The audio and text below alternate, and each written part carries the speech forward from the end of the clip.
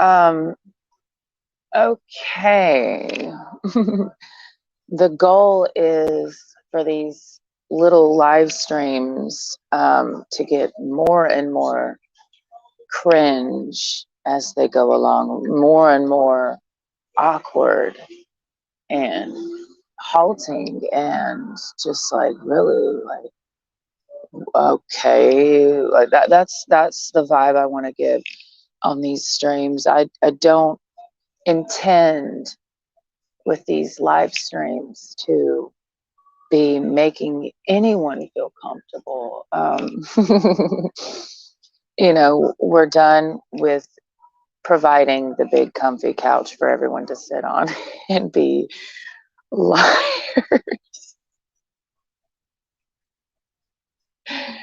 and be liars and you know liars and fat asses and just overall unhealthy. Like why would I give you a couch for you to do that? So what we're not going to do is that anymore. We're focusing our attention on optimal health, and um, it's still strange for me to be on this uh, health journey, and I could spend a lot of time talking about why that is.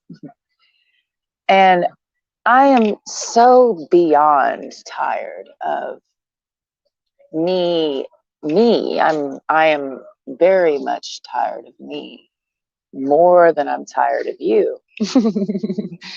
And what do you do when you're sick of yourself?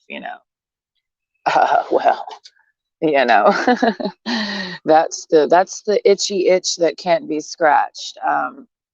Yeah, just so tired of my patterns, tired of my addictions. I'm just sick of me. I'm sick of me everywhere I go. I'm tired of me. Um, period. And that's just ultimately, oh God, it's people from last night. When you see the people from last night rolling over into today, after a motherfucking giant fucking drinking session that went on and on. It's like when your hangover has a hangover.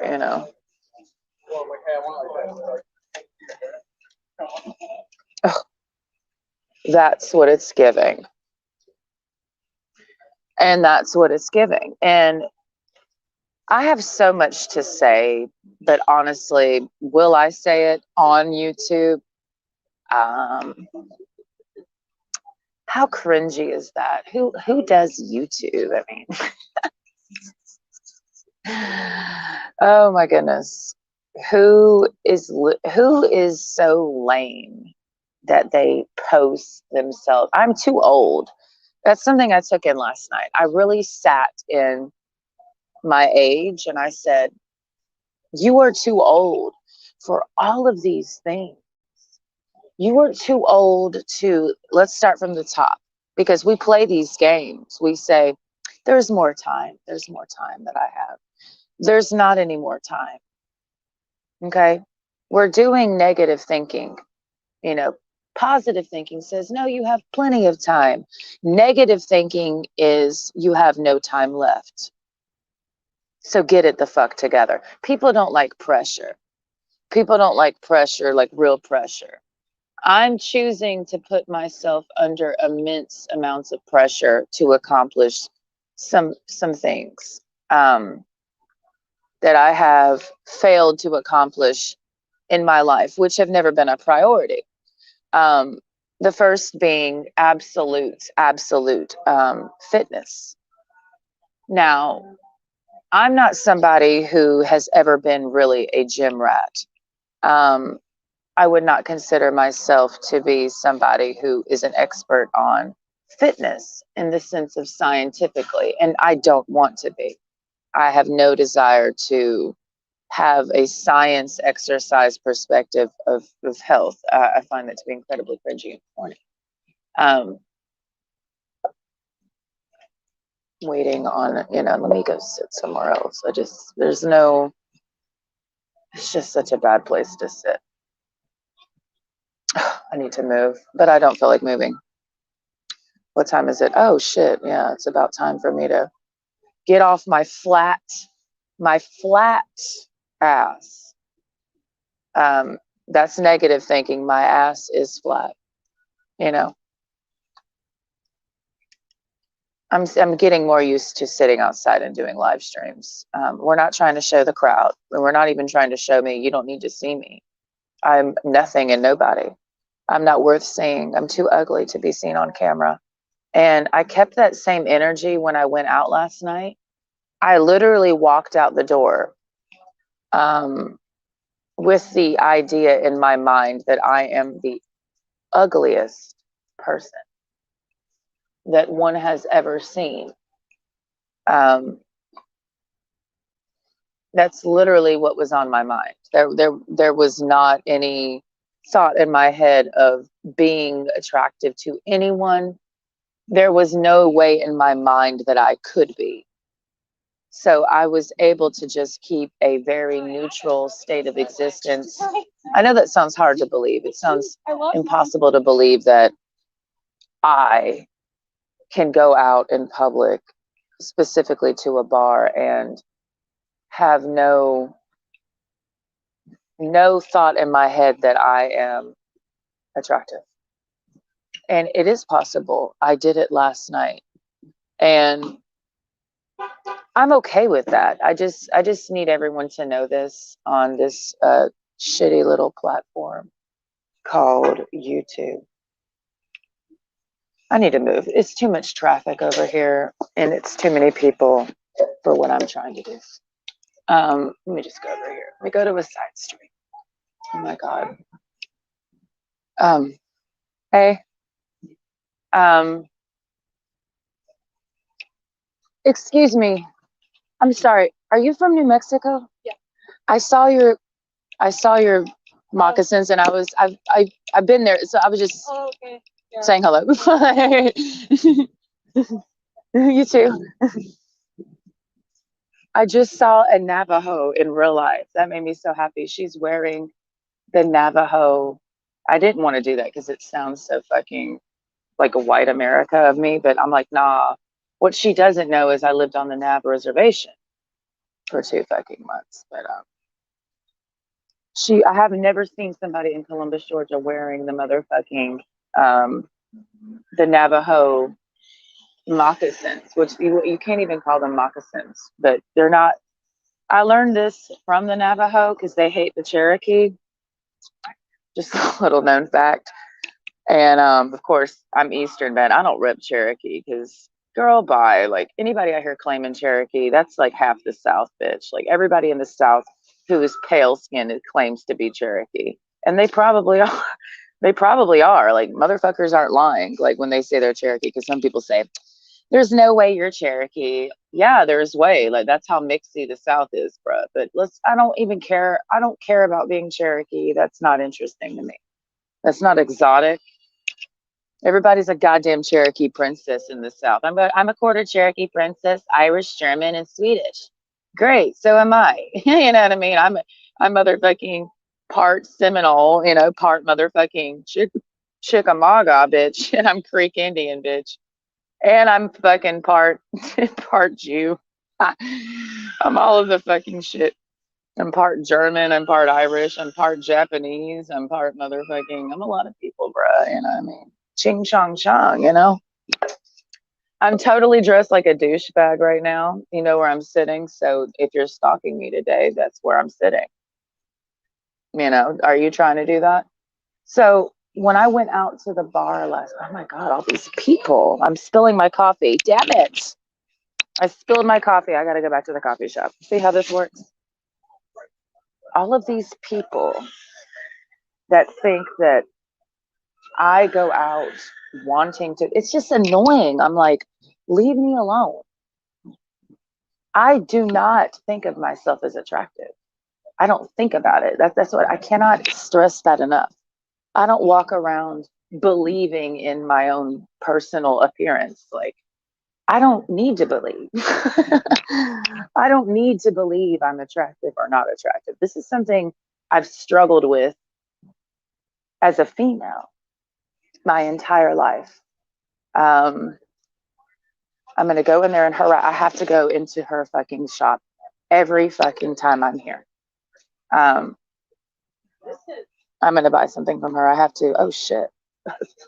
Get on the bus, girl. Always get me with these new fashions that if I can wear that.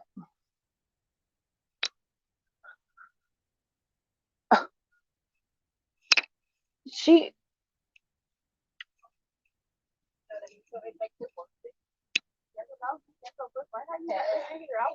You got to stop making amazing stuff to take all of my money. I'm going to be right back. I'll be right back.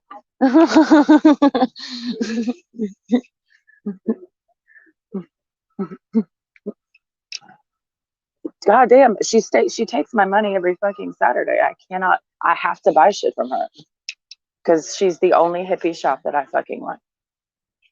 Hi. And I start to feel a little scared because now I'm more social. I've gone through this very strange portal this last 2 weeks where I know I'm dying.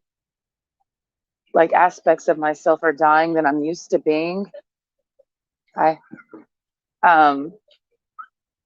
what I mean is I'm quitting certain thought patterns, and because I'm quitting certain thought patterns, um, I'm quitting certain behaviors.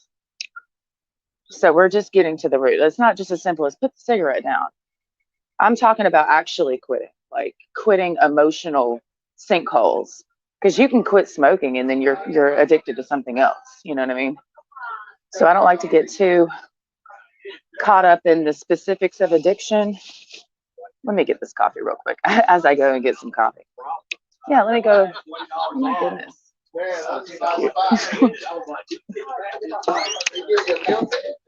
The specifics of all that fucking shit.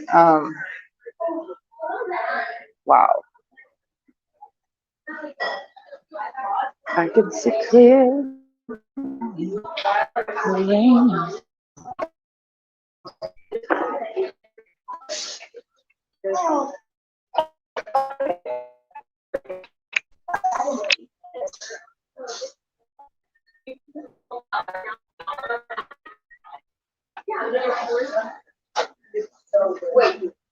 Excuse me. Sorry. I'm just getting ready.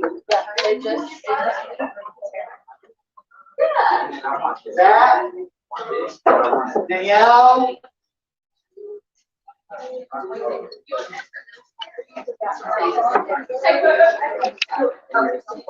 I know, sorry. It's Friday. No,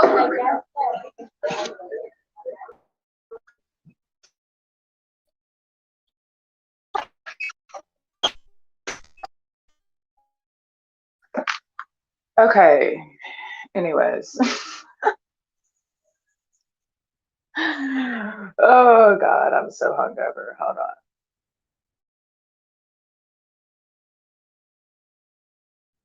LOL.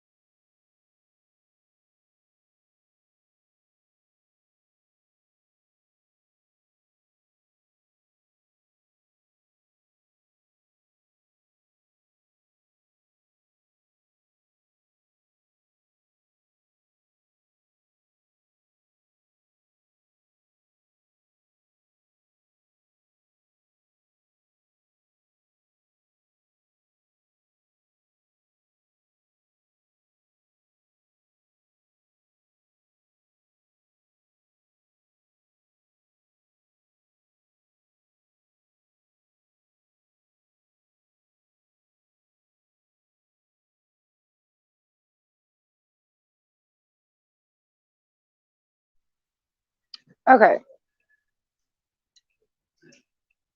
So this is what I'm dealing with. Um,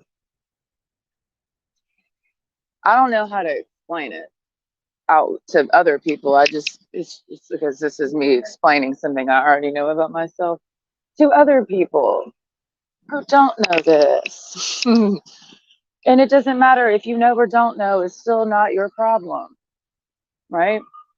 But I'm just going through a period of only thinking negatively about myself, and I'm doing it on purpose. Um, I don't know how else to explain it, or I don't have really a comparative anything comparative to compare. Any like I just know I'm going through. You're ugly. You ain't shit. You're fat as fuck. You're obese, and that's my motivation. That's it. Um, so after last night's binge drinking session, where some very interesting phenomena happened, and some I had some conversations that I can honestly say I was not expecting to have. Because like, why were you talking to me? I'm ugly and obese. Like, go talk to the pretty people. That's see what I mean. Like, I just realized that. Like, why was the um why were they talking to the ugly chick again last night? I'm the ugly chick. Leave me alone. Like, I literally made a joke to a comma. And why is this dude walking closer to me? Go away. See when I section myself away from the pretty folks and I'm like, ugly gang, and go away. Why are you like over here? Like there's a whole field of, and he keeps, now he's at where I was at. See how they do that? See how they do that? Like that was my tree. You were way over there on the other tree. Like, go away. You go over there. Quit invading my space. That's what some bitch. I almost got into a fight last night. You see, Okama went out with me. It was our first night going out together for real. Because she's always been working night shifts. Also, I put in for a job at a bar. So, we don't know why we were inebriated when we did it. And that will help me stop drinking. I'll just be working there, like the old days. She's gonna let me know because I know her standards and I know her rules, and I will not break them. Now other people will break them and I will not stop them. I'll just tell them you're gonna get fired, and they don't believe me. And I'm like, she's gonna fire you because she doesn't do like you're not gonna change it. Like if you do that, you will get fired. And they do, they get fired every time. And I told her that last night. I told the owner. She sat at my table last night. And that's why I asked her if she's hiring, and she said she'd let me know. She's like, "Why, you want to work here?" I'm like, maybe, I don't know. But I know her standards. So she doesn't like you mixing business with pleasure. You can't be working at her bar and being a hoe on the weekend at the bar also. Like, you here to work, you're not here to. And all the females that work there always get caught up in the hoe trap. And she's looking for a female that's just there to do business, that's not there to be a slut. Because, and I did ask mean that. So I guess I'm the one, because I promise you I'm not there for cock, bitch. But we'll see. I'm not that desperate for it. But if she wants me, she knows where to find me, because she's friends with somebody that I know. And I found that out last night. Yeah. So it's a small word after all. Okay. I'm sitting on the grass. Leave me alone. In public. My biggest fear. I am doing things that if I had thought about doing, like if I had known about this moment, me sitting here doing this live stream 3 years ago, I would have thrown up because in disbelief, because that's how much social anxiety I had. I don't know if anyone else experiences this level of social anxiety. Um, to observe, like, okay, you're watching this live stream. They're like, what's the big deal? You're sitting in public. Who cares? Like, it's not that big of a deal. Hi. It is a big deal.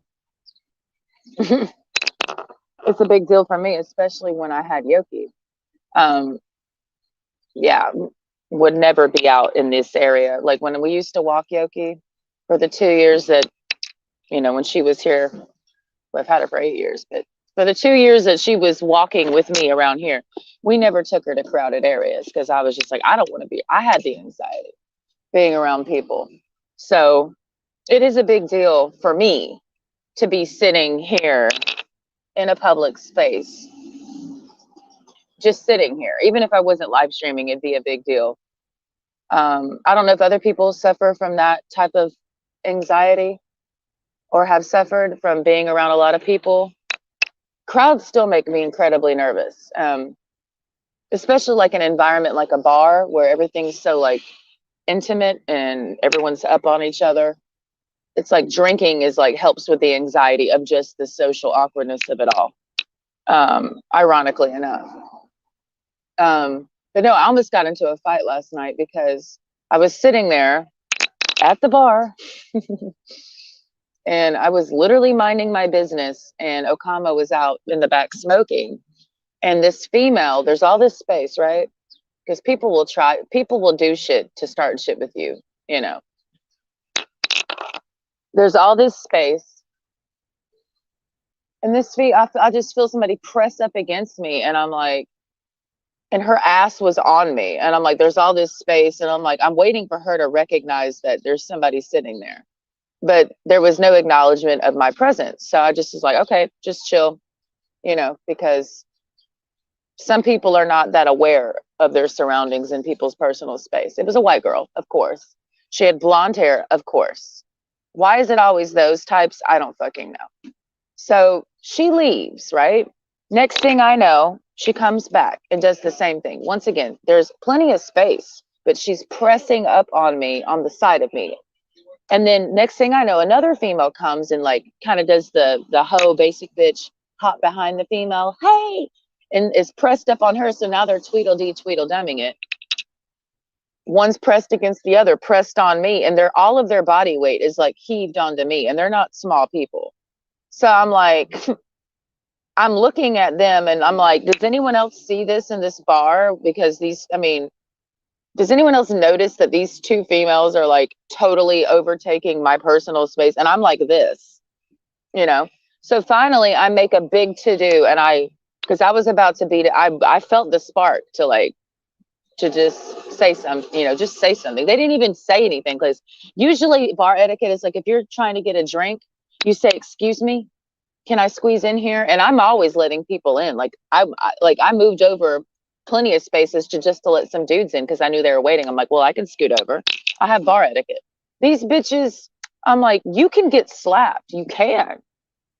Now that just happened. If I'm okay with getting banned from this bar, and once again, I know me. Like, if I'm okay with getting banned from a bar, because you have to take that and you will get banned.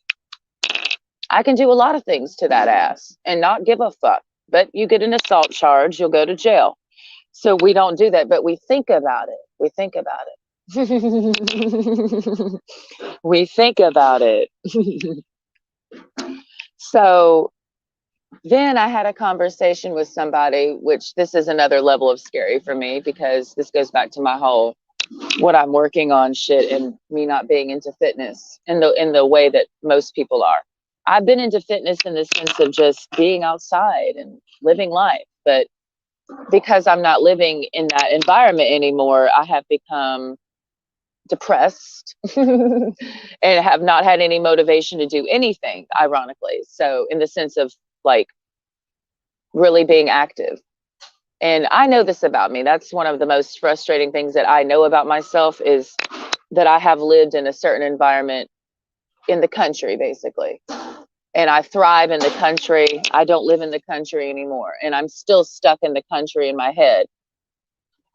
And I'm like, you're not there anymore. So you're going to have to adapt to the city, bitch, or you're going to fucking die. And I've been resisting that. I've been like, no, I'm not going to go outside. I'm not going to walk on these cities. I've had like this stupid mental block in this protesting energy of I refuse to even give this city my energy when it comes. It's just stupid shit in my head. And it's a personal vendetta against the city, yes. From years ago. And current phenomena has ever since socializing, because I didn't really have any ties to this. I didn't have any personal vendetta against the city when I moved here, even though I have the memory of being here. The first 2 years of me being here, I was not overtaken with many memories of when I initially lived here. Like I didn't feel anything until we moved down here. And the only type of bad feeling that I had about Columbus for the first years of being here, all centered around the Riverwalk and the shit that I saw on the Riverwalk. And that was where I spent most of my time for the first 2 years of being here. And that's its own culture. There's pockets of the city, like this is its own culture. Broadway, once you get into the Broadway area of things, it's its own pocket of people. There's the main players of the game. I know the main players of the fucking game. If you know, you know. Like there's people who don't know. Like I know the key players of the Columbus game. Like there's only a handful of them, right? Does that make me important? No, I just happen to know them. How well do I know them? I'm not incredibly close to them, and I'm not trying to be. Okay. I'm not an ass kisser. I'm not a schmoozer. I know who the main players are, but I don't want any deep affiliation because it's a dirty game. It's a dirty little game. So I say my pleasantries, I keep it cute, put it on mute. You know, you know how to do business, basically, is all we're talking about. It's politics, and I don't have anything against them as people. I just stay out of their way because it's a dirty game. That's all I'm going to say. It's a dirty little fucking game. And I know, just taking those main key players, I know a lot of the affiliates of said players, and let's just say the casualties of war. And the casualties of war vent to me, and it's like they want me to pick a side, pick a side.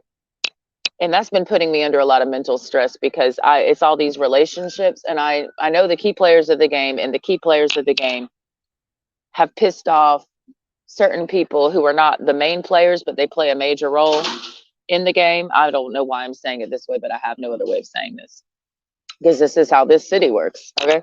I'm sure your city works in a certain way too. No shit. Every city's a game. You know what I mean? Like you just have to know the game where you fucking live, know the key players where you fucking live.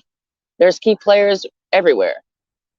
Like the key players in Houston don't mean shit to me here, even though I met a nigga last night who's from Houston. He had a gold grill in and everything, and he walked up to me at the fucking Stampin' Boots bar, and I was so out of it. I'm like, he's like, you're from Houston. I'm like, and I'm not from Houston, but I had my Houston hat on last night because I mean that's never gonna, until Houston drowns. I'm gonna still be Houston in my head. And he's apparently from Houston. Where am I going with this? I don't fucking know. But I know that he's going to be he's another key player. And then he's asking, I told him, I don't even know how we got on this subject. He was just hanging out with me. And he was like, you're really pretty. And I'm like, that really doesn't, I'm really tired of that. I am. If there's anything I'm sick of, and this sounds like a pick me statement. I know it sounds very white girl of me. Quit calling me pretty. It's hurting me. No, literally stop, because I don't believe you. Like, just leave me alone. I have a disorder in my brain that tells me when you say I'm physically attractive, and I mean this shit, it's been this way my whole life, my literal whole life. Nothing has changed. I've just gotten older and more ugly. But I've been this way since I was a little girl. Okay? Like, I know this about me. If you were to interview my sister Emily and ask her about me as a kid, she would acknowledge this. I used to go up to my mom all the time when I was little and say, Mom, am I pretty? Am I pretty? And she would say, yes, you're pretty. And then like an hour later, I'd ask her again because she would tell me I'm pretty. Then I would go in the mirror and I would not believe her. So this condition in my brain I'm just ugly. Just leave. It fucks with my head when people tell me I'm pretty. It does. Cause I'm like, you're fucking trolling me and gaslighting me. And it just feels like a continual troll on my me as a person. It's always been this way. So I know I'm getting older, and because of that, getting uglier. I know that, but I just know that this has always been. It's not because I'm getting older that suddenly I'm like, I don't feel pretty anymore. No, I've always felt this way. Nothing has changed. So just leave me alone. I accept that I'm fucking ugly. Just leave me alone in it. I was explaining to Akamo, we were talking a lot last night, no shit, because we were sitting together.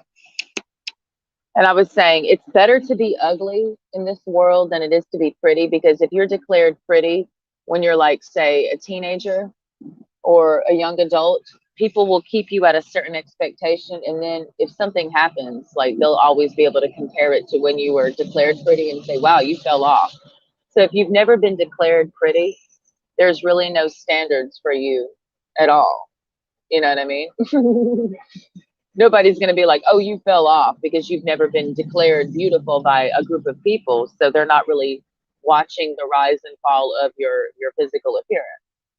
You know, like take Beyonce, because she was declared so beautiful, you know, because people declare this. They're like, you're pretty. And we declare that as the beauty standard. Because of that, it's like, if she does anything that's contrary to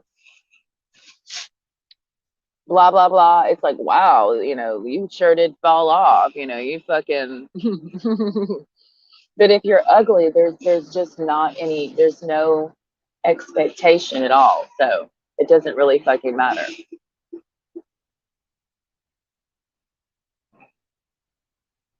Mostly. I need to take off this stupid hat because it's honestly giving supreme douchebag. I need to also, what time is it? 10:42. Why do these cops, like, dude, I'm not doing anything. I'm sitting here. I'm literally sitting here. Um, so this is what I determined last night. Okay. I don't know how old you are, and I don't know why you're watching this channel. I don't know why you're here. But I'm me, you're you. I'm a female. I have a uterus. Did you know that? Did you hear? Did you understand? I have a vagina. I have a uterus. I have those things. Those things. Okay. Now, I know drinking is not healthy, right? No shit. No shit. Nobody has to tell me that. I have been struggling with binge drinking for years. I go through periods of being dry, and then I go through periods of being saturated, and there's no rhyme or reason to it. That's why I make myself nervous, because I'm like, oh, now I'm back on the bottle again. Oh, now I'm off. Now I'm on it again. Now I'm off, you know. And goodbye. There's no need to look at me. Keep going. I'm ugly. Goodbye. You know, anytime somebody stares at me, I'm just like, it's because I'm ugly, and they can't believe how atrocious I look. So they just have to stare. It's like a sight to see. I've felt this way my whole life. Anytime anybody stared at me, I'm like, it's because I'm so ugly, and they can't look away, because it's like one of the fucking one of the, what is the deceptive, the 20th wonder of the world. Like, do you see how ugly that person is? God damn. Yeah, that's me. Just keep going though. It's really not that, it's not that interesting. Just go away. These fucking people, like, go, leave me alone.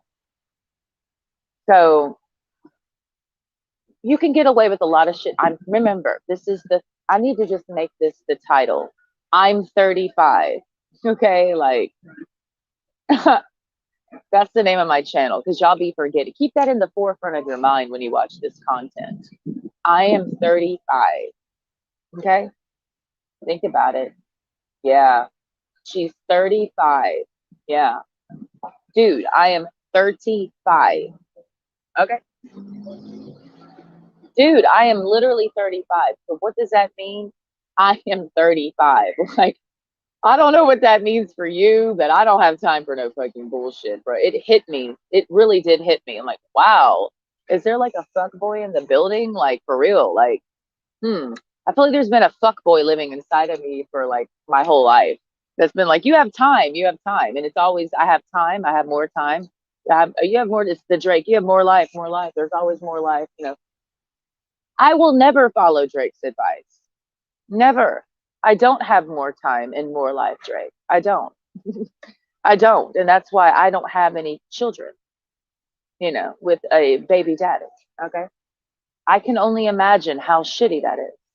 And that's why I end up becoming a surrogate mother to females who have kids flock to me. It's been happening low key more and more. I'm not getting into any details because I'm not doing that anymore on here and really getting into specifics about people. We're done doing that. That's caused some problems in the streets. I'm gonna make sure I don't see his fucking ass today. Yeah, because why the hell did he walk up to me last night? I'm sitting at the end of the fucking bar. I'm not gonna get into names because that motherfucker might be watching. And if you are a motherfucker, I have no snacks for your nose. Okay? I don't have no snacks for you. Did you come over to me because you thought I had some baby powder for your fucking saturated wet ass, bitch? I don't deal in powders. I don't do powders. I don't do powder. I don't do powder. I don't deal in anything but doses of reality. Okay. You can fuck with somebody. You can dose them. I do mean this. Like, you can dose somebody by what you say to them. Like, you can choose, like, in terms of when you meet somebody, like, I'm talking about people that you don't know, like stranger danger shit. I can decide to dose somebody with a full shot of reality, or I can do small talk and then lean into the needle. So when I meet a new nigga, I'll be like, yeah, you a psychopath, and just walk away. You know what I mean? They're not expecting that. They're not, they're not ready for that, but they know that they are. So when I met Christian Bale last night, because that's his new name, um, we thought he was that motherfucker from the movie Thor. That better not be the nigga from. I am sick of this. I am being kind of low key stalked by this old dude at the gym. How do I know this? It's called being aware of your surroundings, people. Okay, yesterday at the gym. Now, granted, this dude has got to be in his like 70s, right? He always has a Jesus shirt on. Catch the tape. You tell me if I'm being stalked or not. Do I want to be stalked? Am I like, do I? He goes to the gym. He always has on khaki pants and a Jesus shirt every time and regular shoes. He does the arm workouts, but he's not really doing anything. And he talks very loudly about Jesus. I've never spoken to this dude in my life. Why would I? I'm 35. He's 70 something. Okay. I'm 35 with a barren uterus and have no kids. Why would I be talking to 70-year-olds when I can talk to dudes my age? You know what I mean? Like, quit wasting my pussy. Okay. So I'm walking by with my headphones in. I'm just walking by. I've never spoken to this dude in my entire time going to the gym. Never spoken to him. Why would I? Why would I talk to him? Why would I? Doing what other people are seemingly able to do, like walking by and minding my own business. So I'm walking by. I have my backpack on my back because I don't have a lot at the gym. I just carry my shit and place it around the gym with me. I don't fucking care. And he says, you leaving? And I'm like, I'm saying that. Oh, it's you. Why are you even acknowledging me doing anything? Why? I've never talked to you. So why are you asking me if I'm leaving? Do you understand? It was really bizarre. Okay, that happened, and I knew that is creepy and weird. And I've been noting he's creepy and weird. I just have never spoken to him. Why would I? So I'm downtown last night, right? There is hundreds of people out. It's wall to wall people, right? Out here in the street. Tell me why I'm walking by, just walking, living my life, minding my business. Tell me why that motherfucker from the gym was like, I didn't see him. He saw me. And I'm just walking and I hear, hey, and I'm like, I look at, and it's that Jesus dude from the gym. The one that said, you leaving? Yesterday, which took me by surprise because it's like, I don't know you. So why are you asking me if I'm leaving? And why are you saying hello to me on the street now? I've never talked to you. I don't know you. I see you at the gym, but I don't know you to say hi to you. I don't know you. Nope, nope, no, no, no, no. And then just now I look up and the Jesus dude from the gym is literally standing in front of me. Right there, just kind of lingering against the wall. If Jesus don't leave me the fuck alone today. He goes to the gym, pretends to work out his arms, and talks at the top of his lungs about how great Jesus is. Nigga, Let me ask you something at the Y, because the Y be getting on my nerves because I be like, why, bitch? We need a Satanist gym, like the Young Men's Satan, the YMSA, bitch. Like, I'm about to start it. The Young Men's Satanist Association. It's gonna be decked out in black and red. I would rather work out in that gym than Happy Go Lucky gym. Like, why the get I don't go to the gym to feel like heaven, bitch. So this young man, are you ready to go? I said, the young man. I don't want to listen to that shit at the fucking gym. Listening to bubble pop music. I'm in here to shred weight. I want to hear thrashing heavy metal through the loudspeakers. I swear to God, they were playing like classical pop yesterday on the loud, because they don't be playing music at the gym, at the gym I go to, the YMCA. Okay. And why did I start going there? Because it was the closest gym within walking distance. Okama, before it was that, when I was in Florida, she joined Planet Fitness because I went to Florida for a month. She joined Planet Fitness and rode her bicycle 2 miles to fucking Phoenix City, Alabama to work out, to ride 2 miles back on her bike. And I said, girl, just get a Y membership. The gym's right there. There's a pool. But the vibe sucks. The vibe sucks. That's why I have to like block it out. They don't play good music on the loudspeaker. It's just a bunch of fucking geriatrics in there. And then the people that work at the gym, they're all young people, and they got their noses snooted in the air, and they sit there and lick old people's asses all day. So they have like this certain arrogance that the staff. There's only one staff member in there that I like, and he reminds me of a jacked, beefed up Jeffrey Dahmer.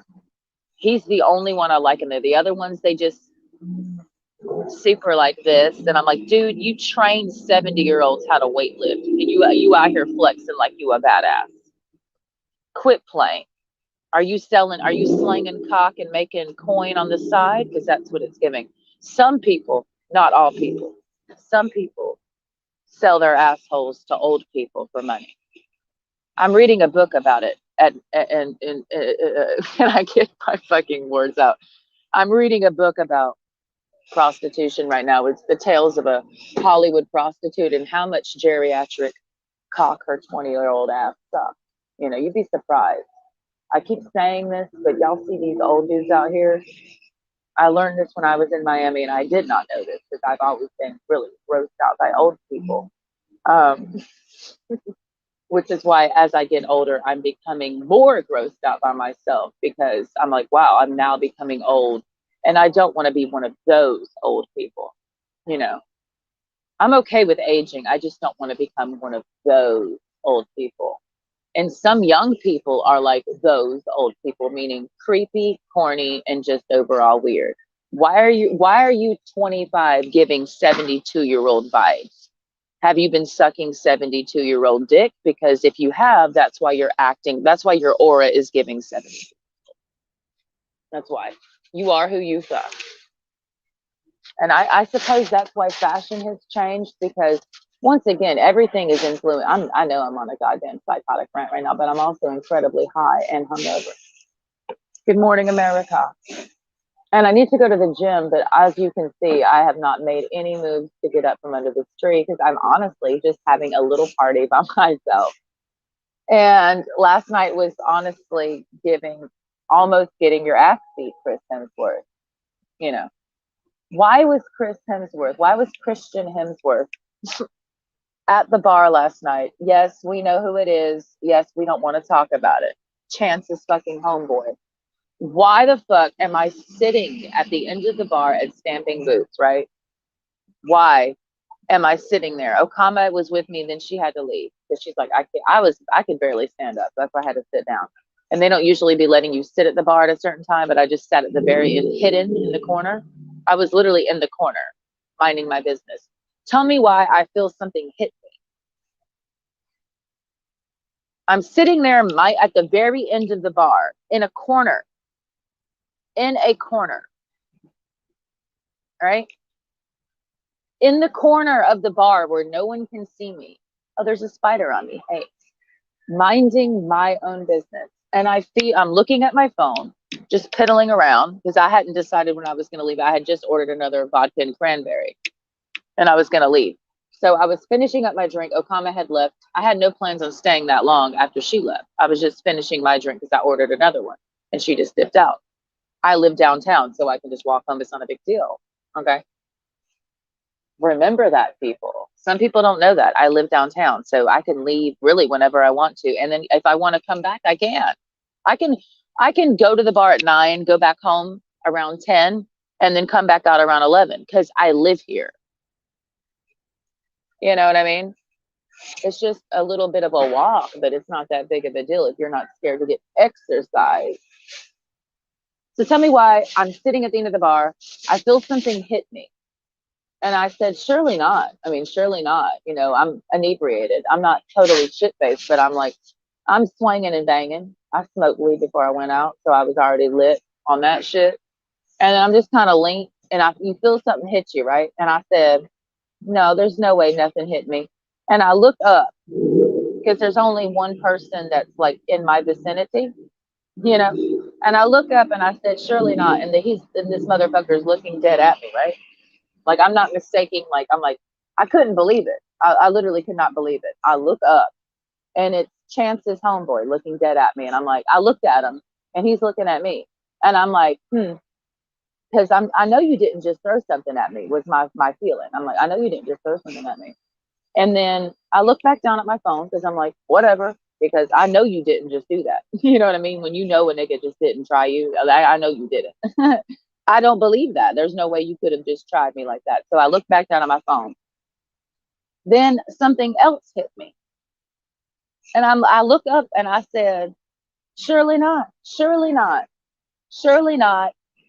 Plasticware is not being thrown at me right now. Surely not. So I look up again and I just look at him. This is what I did. This is a fact. You can ask him, Chance.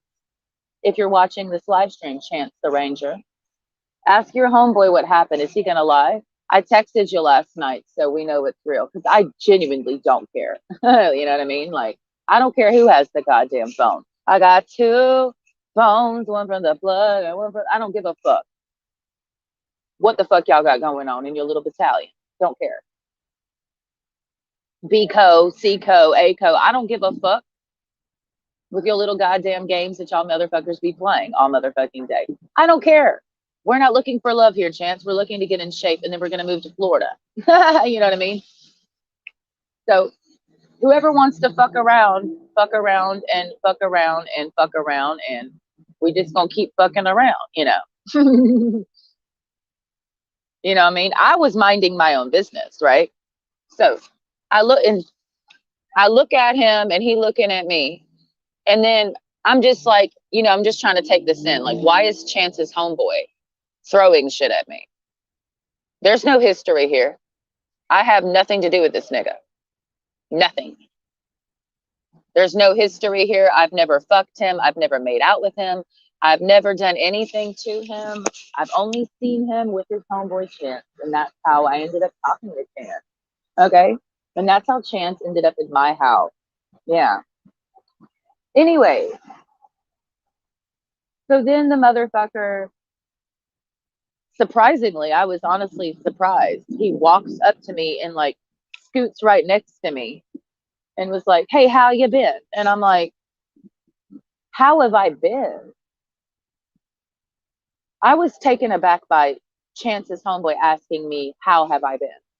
Because I'm like, nigga, I don't know you to even report to you how I've been. Like, you don't know me at all.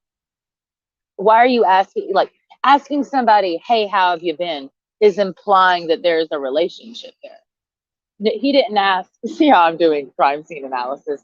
This shit, I had a nightmare about this shit when I went home. Totally trashed. I know I was sleeping like this, you know. Woke up with lines all over my face from the dehydration and the pillow. You know, when you get older, that's what happens.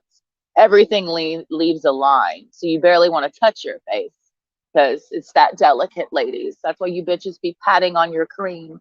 Because just touching your face, there's a crease, you know. I might look like a tiger by the end of this journey. I don't motherfucking know. But the point is, oh, the sheriff is out today. The sheriff is out today. Watch out. Watch out, people. So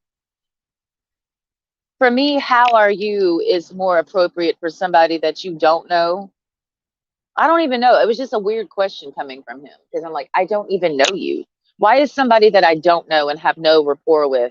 I've only talked to a few times and it's been mostly a negative, bad vibe from this motherfucker and his homeboy, who I haven't seen really since he stuck his dick inside of me that ill-fated night. The point is, once again, hey, how you doing? Um, it's Auburn Day. Oh my God. I hate Auburn with all of my heart. Oh my God, that means I need to wear purple tonight. Oh, I can't stand Auburn. I hate Auburn. That's why I'm wearing my Louisiana. I mean, I don't got no LSU gear because I mean that's seriously cringy. It's black and yellow before it's purple and gold. Okay, for real. But I'm not gonna be walking around in goddamn all purple and gold all fucking day like a goddamn simp when I'm really not that into LSU. But I hate Auburn. That's what I mean. I hate Auburn so much that I will literally cheer on LSU just because I hate Auburn and because I know everyone here is cheering on Auburn today. How do I know this? Because I see them driving by with their Auburn gear. And then I remember, I'm like, oh yes, it's the South and it's football season. Oh my God. And the hoity-toities are going to be, oh, that's who's driving that motherfucking Kim Kardashian. I'm like, who's driving the goddamn G-Wagon? I thought it was like a Kardashian. No, it's some white dude in cowboy boots with a big white fluffy dog. What does he do for a living? Who knows? We never know what anyone does. So, see, once again, it's the whole thing of why is this nigga talking to me? It's this shit for me. I'm not really giving it a whole lot of thought, even though it seems like I am because I'm sitting here talking about it. I'm just noting that it was weird because it happened. You know, like, why are you talking to me, Chris Hemsworth? So he walks up. This is Chance's homeboy, right? Only I know who this is. Nobody watching knows unless it's you, Chris Hemsworth, watching, you fucking asshole. Um, so he's like, after he says, "How have you been?" Like, ew, go away. Then he proceeds to say, "I heard you had some problems with my buddy," and I'm like, number one, who says buddy in 2022? Seriously. I heard you had some problems with my buddy. Like, ew. Like I was just grossed out by him saying it that way to me. Like, you mean I've your fucking homeboy, your motherfucking your little battle buddy, Chance? Heard I had some problems. How have you heard I've had some problems? And what do you mean by that? Like what kind of shit is that? Like why is the dude that fucked me that is scared of me apparently and then said he's gonna come show me who's boss basically and never did? Why is his homeboy approaching me weeks later? It's giving Sandra Bullock 62 weeks later. Why are you coming up to me saying, I heard you had some problems with my homeboy? Why are you saying that now? Like, you feel me? Like, isn't that a little late? Like, why didn't you say that to me when you last saw me, when you were flexing at me? Why do these dudes wait when I'm already over it to come to me and like reignite something that I was like, whatever about? See what I mean? Like, why would Chance's homeboy come up to me last night and he came up to me? I did not initiate contact. I ignored him. I didn't even barely acknowledge. I didn't even barely know he was there. And then Okama's like, that's Chris Hemsworth. It's Chris Hemsworth. I'm like, oh shit, I didn't recognize him. Don't care. Do not care. Don't give a fuck. And the night I don't give a fuck entirely that this motherfucker has to get my attention by throwing shit at me to make me look at him, right? For him to then walk up to me and say, heard you had some problems with my homeboy. Dude, that was like 3 months ago. Last I heard, Chance was gonna come confront me, bitch. And we waited all week for that one, and we got dressed up for that occasion. We wore lingerie out that night, like we said we would, and There was no confrontation to be had. So why am I now? Why is the homeboy now, like, after all of this coming up to me when he's seen me multiple times? Like, you've seen me multiple times. This didn't hit me to say last night because I'm like inebriated. But I did ask him, like, what's your fucking deal? Like, what is your fuck? That's what I asked him. What is your fucking deal? Like, and I mean that holistically. What's your fucking deal? And then I told him he's a psychopath because he fucking is. And then he was mad at me because I remembered that he's from Morgan City, Louisiana. And I'm like, dude, you told me you're from Morgan City, Louisiana. I don't like people knowing that. Well, too bad. You fucking like, now you're mad that you told me that. Sick of these niggas. You know what I mean? Like, no, you don't know what I mean. I'm talking to myself. I'm just sick of these niggas. Like, and then as he's talking to me, like, I didn't ask him to talk to me. I don't know why he's talking to me. I'm not asking to fuck him. Like, I want him to go away. He's standing there talking to me. Suddenly, I feel this tap tap on my shoulder, and I turn around, and it's this female, right? And she's like, "Hi," and she's pressed. "Hi, my name is blah blah blah," and I'm like, "Okay, why the fuck would I give a fuck what your fucking name is? I'm like, what's your fucking problem?" It was my attitude towards her because, once again, I'm talking to this dude because he walked up to me, and here comes a female trying to intercept that conversation, and I'm not even pressed about it. And she's like pulling him away from me, and I'm like, this is what I've noticed with these. Like, it's the same thing happened with Johnny. It's these fucking ranger dudes at this bar. I don't see it happen anywhere else but this fucking bar. I don't know why it is. It's a phenomenon. Johnny talks to me, right? Here comes a female that I know is a ranger groupie, literally pulling him away from me. Since when can if you're an alpha, why can a female pull you away from a female that you wanted to talk to? You feel me? Like, I'm an alpha dude. I walk up to me and I want to talk to me. I'm an alpha dude, right? How is some female that I'm not in a relationship with gonna be able to literally physically pull me away from the female that I walked up to? Because that's what these dudes be doing. Like, Johnny, he walks up to me and this female's tugging at him. The same female that's been tugging at Chris Hemsworth and was tugging at Chance was tugging at Johnny. You know, I've seen this happen multiple times with this same group of, I know they're Rangers. I've not seen it happen to any other dudes. It just seems to be just Rangers that this happens to. And it just so happens I know they're Rangers. They come up to me, they talk to me. When Chance was talking to me the night that we fucked, as he was talking to me, some female was dragging him physically away from me. What's up with that? Like, what is up with, I have never in my life, at being a bar, like somebody who's gone to plenty of clubs and bars in different places, like, I have never seen that phenomena until I went to that specific bar. And it's like, I'm so used to seeing it. I'm like, wait a second, is that even fucking normal? If I'm a dude and I want to go talk to a bitch, nobody can drag me away from that bitch. It's just like, if I'm a female, if I want to walk up to a dude and some female comes and tries to pull me away, she's gonna get backhanded. Like, how are you going to allow a fucking female to pull you away from something that you're wanting to do? Because that's why I don't have time for these niggas. They walk up to me wanting to talk to me, right? Because I assume you wanted to talk to me because, bitch, you walked up to me. And then they act like they don't know why they're here. I don't know why. I don't know why I'm talking to you. I just like, what did you just, the wind blew you over here? Like, they can't even own that they're standing in front of me and that they wanted to talk to me. Like, that was my biggest flex with Chance. Once again, we're not doing dick. We're discussing shit that's already happened. I'm done with dick. Chance couldn't even own that he wanted to fuck me. He's like, I don't even, like, when he woke up, I don't even know why I'm here. Shut the fuck up, nigga. I ain't got time for that shit.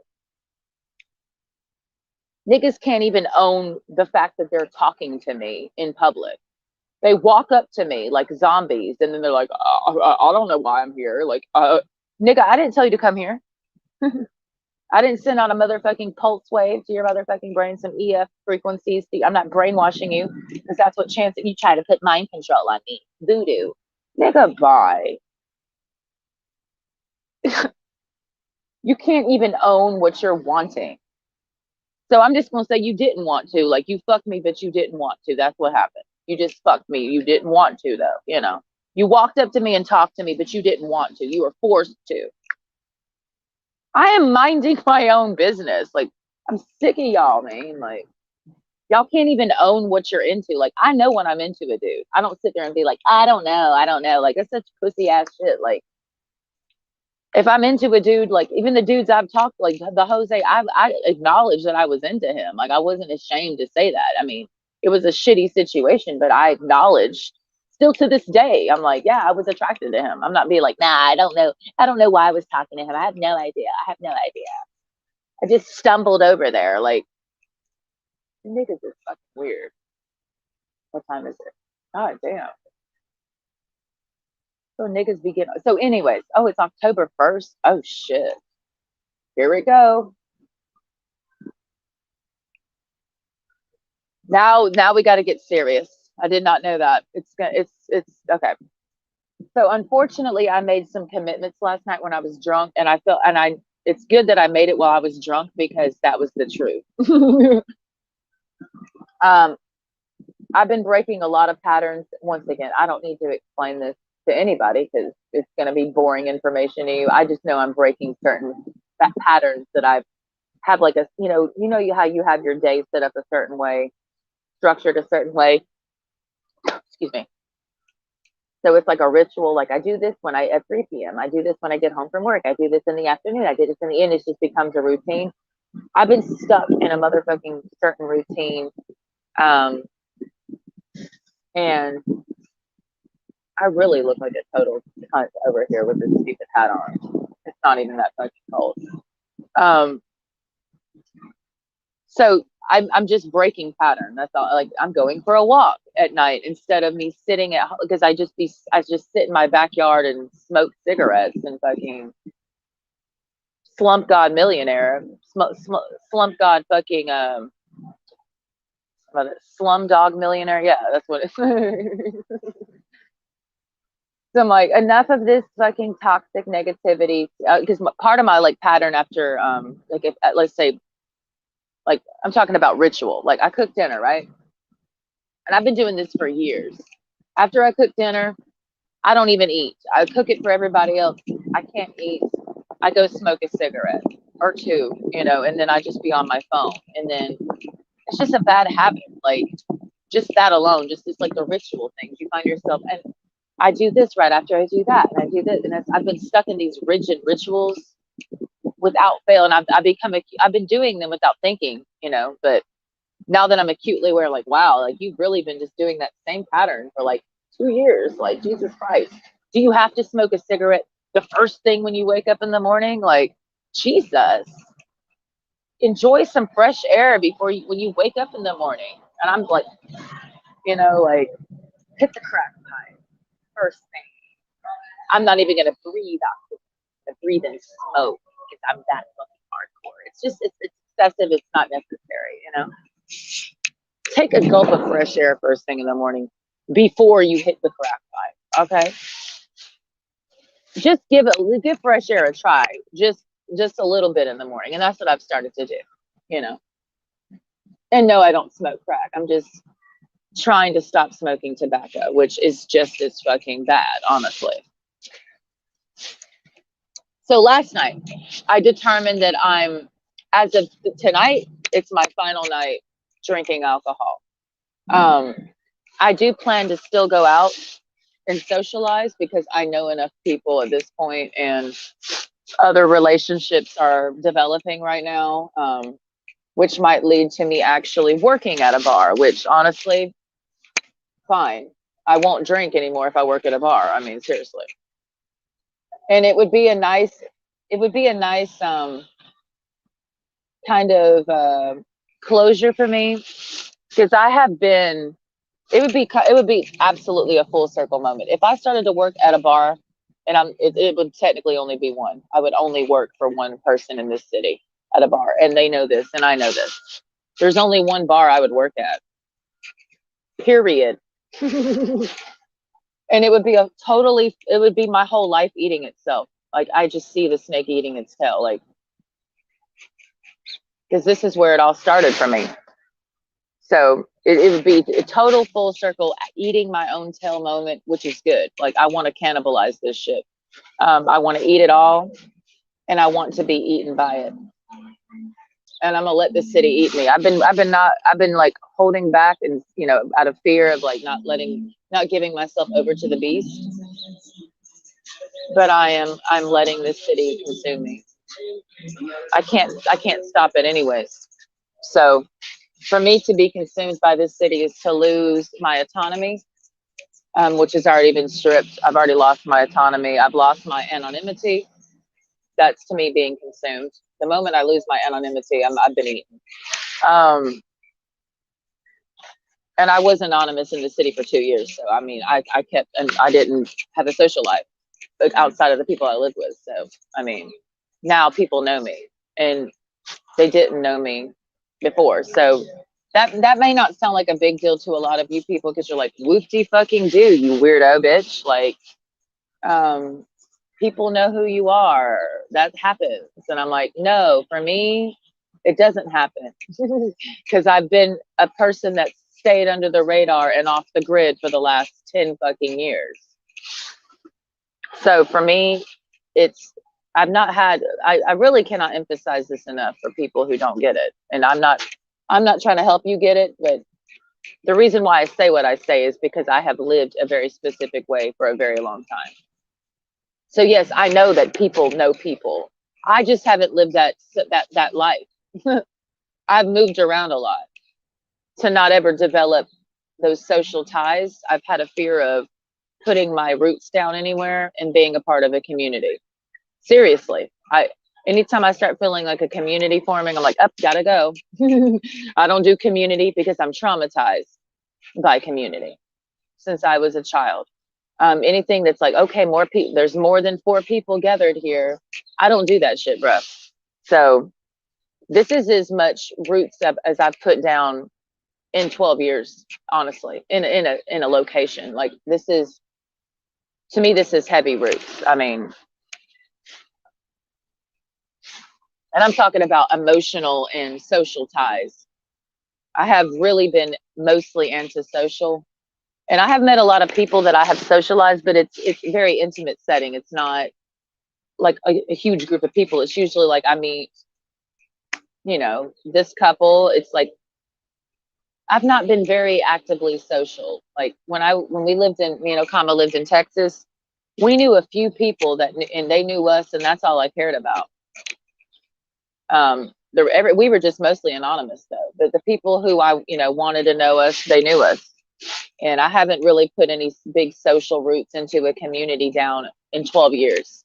So that's why when I say people know me, I mean, I lived off the grid. You have to understand, like the nearest person is miles away, and you do that for months and months. It alters you. It does. Like I'm out in the woods. It fucking alters you. And I have never come back from that. So, I'm just saying. I'm not saying it's a bad thing. If you've ever lived off the grid, maybe you'll relate.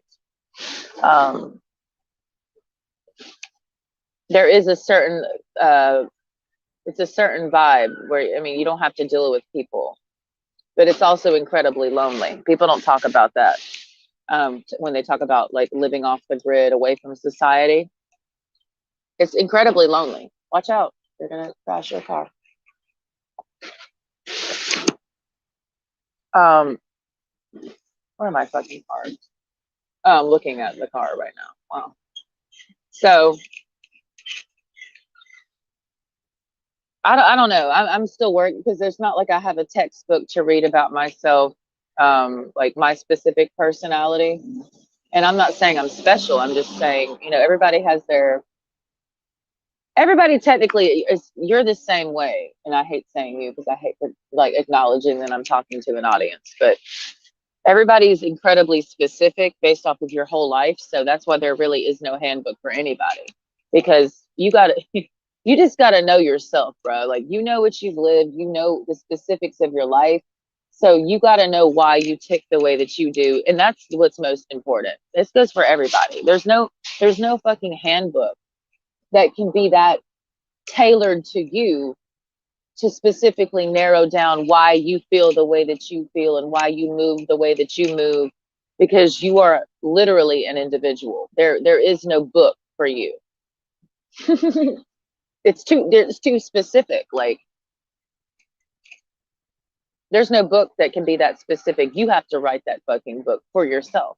Literally.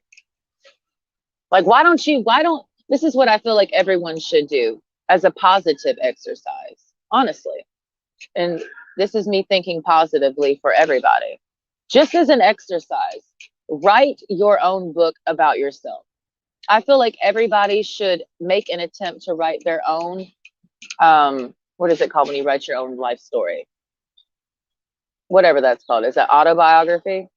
I feel like everyone, okay, it's Houston nigga texting me. God damn, here he comes. But what he doesn't understand is we're just going to be workout buddies. He asked if he could train me. It's this big, swole black guy. He had a gold grill in, and he's from Houston originally, and apparently he's a former Ranger. I don't know. He could be making all of this up, but I do know this. I'm okay with him training me in the gym. And then I have a female friend who's going to start training me too. So I have 2 fucking trainers now. Oh God. They want to train me. They used to be like, you're at the right. And I know she used to do bodybuilding. He knows how to, oh, it's this fucking Jesus Gym dude again. God damn it. It's the Jesus Gym dude. Go away, sir. If he is, go, leave me alone. He is lingering. Go the fuck away. Why, you know, do I need to move? I feel like I'm lingering. I'm just in this patch of grass. Like, it's not illegal. I'm just in this patch of grass for hours. I'm just going to move though, because you know why? It becomes a loiter patch, but I'm stuck. I'm just relaxed. So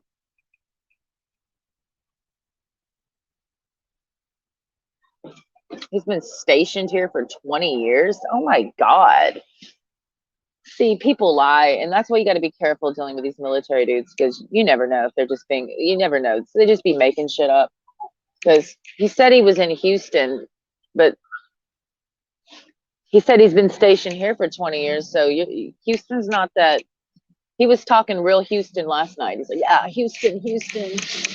But I'm like, it's almost like he just was there. But I'm like, no, you haven't been in Houston. I was in Houston more recently than you've been there. So, I mean, all right, it's fucking creepy. These military dudes, like when Chris Hemsworth, he's now going to be Christian Bale from American Psycho. So we're no longer referring to him as Chris Hemsworth. I need to tell him that the next time I see him, but I'm not going to walk up to his fucking ass. No, you have to come to me. I'm done. Deal with your fucking. But this whole thing of, he said something like, oh yeah, I have a business degree from LSU. And I'm like, oh yeah, I'm a famous Hollywood actress, you know. You know, whoopsie fucking do. We just make shit up around here. That's what I told him. Like, that's the problem with dealing with these military dudes. At some point, you don't believe anything they say. And then one dude can fuck it up for every dude, because I'm like, you're probably just lying, honestly. So, yeah, okay, bye. It's just easier that way. And when I get to the point where I don't care if you're telling the truth to me, that's when you know you're dead to me. You know, it's not that, oh, I don't care if you're telling the truth to me, I'm going to have sex with you. No, it's called you're dead to me. I don't fuck people who lie to me. So why would I fuck a corpse? You know what I mean? Like, dishonesty to me is giving rotting. And rotting energy, dishonesty is corpse. So why would I have sex with a corpse? You know what I mean? I want to have sex with a living, aka honesty, aka truth, alive, being alive, you know? So where was I going with that? Where is this stream going? We're done drinking after tonight, like alcohol. It's just, it's I don't even care about alcohol. To me, it's just a social thing at this point. And it's like, well, gonna go to the bar and drink water, and I'll just buy people drinks. That's what I realized. I'm like, because I don't believe in going to a bar and not purchasing something, because that's very rude. Literally go home. You're just taking up space in this bar, and we're here to make money. And I do believe that. you have to buy something, and you better tip. I don't care if you buy a water. I don't care if you buy a Coke, bitch. You better tip. I do. So yes, I can still go to the bar and not drink alcohol. It's called drink some water, and maybe I'll buy someone else alcohol and I'll be sober. It's better for my health. It's better for my fucking puffy ass fucking eyes because it's not helping, you know. Once again, this gets into getting older. Things I could get away with in my 20s. For those of you like, wow, like you look busted. No fucking shit. I'm 35, still doing things that I could do in my 20s, meaning I need to stop because I'm not 22 anymore. I can't binge drink the way I used to, bro. It's starting to take effect, you know. I can't keep smoking. I'm not, I can't keep doing it. It's just my body can't process it the same way. That's just what happens when you get older. You got to let it go. You know, that's why I've been drinking coffee. I started drinking coffee actually going to Columbus State University, the Show School of Music. I found that drinking coffee in the morning helped me go to class. I was never drinking coffee before that. Never drank coffee growing up. In high school, middle school, my dad made coffee, but it never even dawned on me that I could drink coffee. In fact, my father never offered me coffee when I was little. You know, we barely were allowed to drink soft drinks in the house I grew up in because, you know, whatever. So I discovered coffee in college. I'm like, wow, what is this what is this beverage, you know? And I remember ordering my first coffee for real, and Dad asked me this. Is that this little fucking Fountain City Coffee is where I first started drinking coffee. Some of you be like, there's no fucking way. Yes, there's way. I had never drank coffee before that place, and I started getting them. You know, when you start the drug called coffee, you start off with an iced frappe latte, something like that. You know, you get the frozen kind to start weaning into the taste. Then from that, I went into drinking hot coffee. And my best friend in college taught me how to make, because I didn't fucking know how. I mean, crazily enough, I didn't even know how to make coffee. She showed me, like, this is how you make coffee. You know, my parents didn't really teach me anything when it comes to like taking care of myself, like cooking and shit like that. My parents did not educate me on any of that. I was raised by my classmates in college. Yeah. My parents didn't raise me, they didn't teach me how to do anything. They literally put me in the position to be a parent when I didn't even know how to take care of myself. So I have been mentally, like, I know how to take care of people, but I have difficulty taking care of myself. I've struggled with this my whole life. Like, it's so easy for me to be a caretaker, which is why I have been a caretaker and I have gotten paid to be a caretaker for lots of different people. And I did ask me this. I'm a very good caretaker, but I'm horrible at taking care of me. And that's what's crazy. Like, how can you be a caretaker but can't take care of your damn self? It's because of the way my brain has been shaped. That's why. And I mean this. Like, there's no changing it. That I'm trying to change it, but I don't feel like it'll ever be enough. You know. That's why no matter what I do, there's always a sense of failure that lives inside of me, no matter what it is. And this has been going on my whole life. Some of you will be like, well, no shit, you're 35 and clearly a failure now. Well, I felt like a fucking failure when I had a scholarship, bitch. That's why I like to bring up my past. It's not because I'm living vicariously through all the awards and accolades that I did have from not even 10 years ago. You know, my violin career that is no longer happening, but it can happen whenever I decide it to happen, meaning I just get a violin and put myself out there. It's not that complicated. I mean, I was getting record deal offers in 2016 by So South Records. It's not a big record company, but it's something, you know. It's a big deal in Houston. They're reaching out to me, So South Records. That was 2016. So that wasn't that long ago. It's music, you don't lose it. But the point is, I've always felt like a failure, no matter what I've done. Like, no matter what it is. And I've done a lot of shit, but I've always felt like a fucking absolute fucking failure. I've never felt like no matter what I succeed at, or no matter what I've done, and currently right now, I'm nobody. I'm just a stay-at-home mom, basically. Um, I take care of my sister. Okay. Okay. Now I got an old head to hang out with. I got a black dude my age to hang out with who wears gold grills and likes to hunt. Interesting. Cool. Well, that's who I'm going to be kicking with, I guess. Making interesting little friends in Columbus. And it's always the H-Town connection. I don't know why. Like, we gravitate towards each other. Like, what the fuck?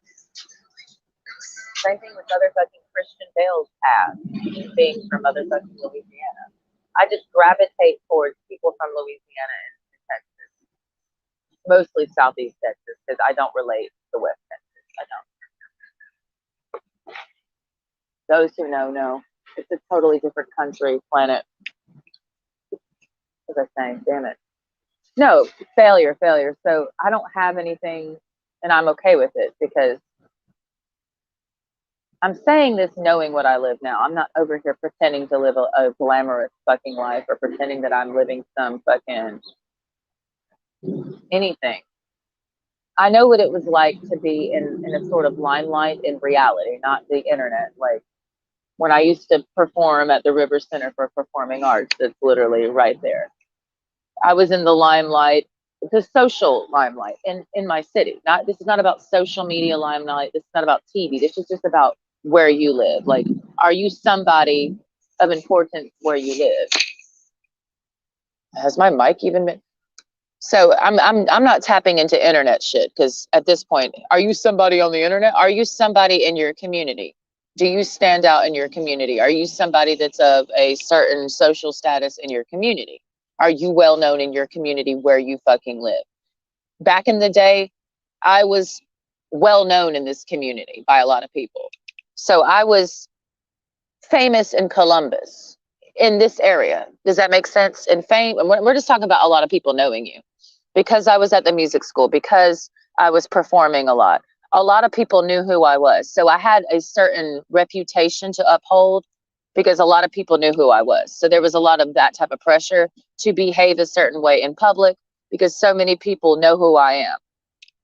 And of course, it's not, it'd be one thing if I was a rock musician. They're not going to, like, I'm a classical musician, so they expect a certain behavior from you, because you're representing an establishment, right? But if I had been like in a rock band, there wouldn't have been the same level of pressure. It's about what established. It's like military dudes. They do get buck wild, and there's a lot of fucked up shit that they do, but they still on paper are supposed to behave and be good, because they're representing the U.S. Army, and they tend to forget that.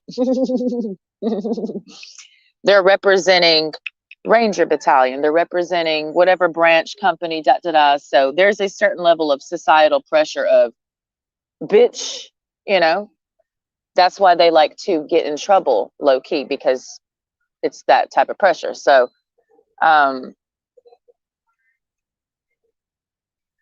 now I just take care of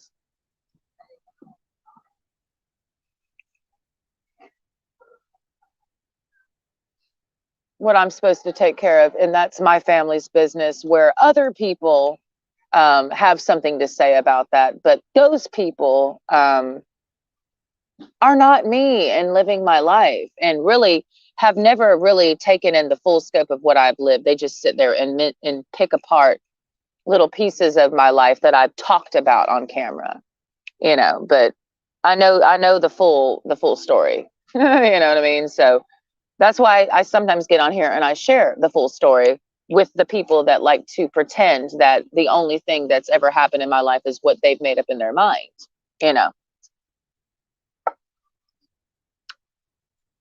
And people hate when you start dropping your autobiography on them. You know what I mean? Because people love to lie about you. People love to make shit up about you. You too, even you. And when you drop that auto bio on their ass, it's like, oh shit. Especially people who've been going around telling lies about you and spreading rumors to other people who don't know you. So, you know, and then when the whole scope of your life stories dropped on a motherfucker, oh shit, I mean, the way they put it, I thought you was just a crack kid. Yeah, the way they described me, of course, because some people are just pure haters. And people who just like to lie about people and always make shit up about people, always to make you look bad. It's because they're threatened by you. Just know that. Anybody who goes out of their way to do a slander campaign on you and motherfucking, and we're talking about slander. We're not talking about telling the truth. It's not slander if it's fucking true. I'm talking about they're purposely leaving shit out of a story when it comes to like describing you to other people. They purposely just cherry pick shit about you that's only negative to tell other people, mostly because they feel threatened by you. You know, it's the same way females, like if I'm in a bar and this female's in a bar and then this dude, she'll sit there and shit talk me to him to ensure that he won't be attracted to me. It's her way of making me evil in his mind. Bitches do, it's a bitch quality. You know, and dudes be on bitch shit too. So I don't care if you got a cock, you a bitch to me. Like, what are you doing with your mouth when it comes to my person? Like, you know. And I don't try to, when it comes to slander, and this is something I learned a long time ago from some old head. I don't even remember who it was, but just basically taught me that, and I did ask me this. I just don't have this on camera. You know what I mean? I'm just telling you the information. And you're gonna say I'm making it, like some motherfuckers really believe that I make shit up all day on this. And like when I talk about what I've lived, she wasn't really in the Ozarks. She wasn't really fucking around in the meth in the, she wasn't really with the banditos. Yeah, because I wasn't taking video fucking evidence of it, but I know what I've lived. Like, just because you don't believe, bitch, this ain't about believing. I don't give a fuck if you believe. I'm not Jesus. I don't care if you believe in my life story. Like, I know what I've lived, whether you are a believer or a non-believer, bitch. Don't matter to me.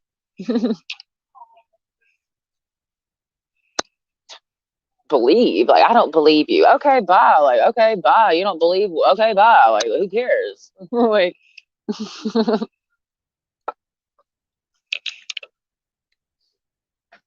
am I going to the gym? No, I'm probably just going to the sauna, honestly.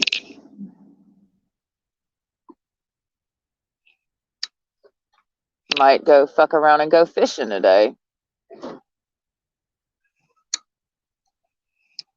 It's gonna be fucked up when I start hanging out with these dudes. On oh god, I start seeing my little life just crumbling. I don't know if I'm ready for all that socializing for real. What time is it?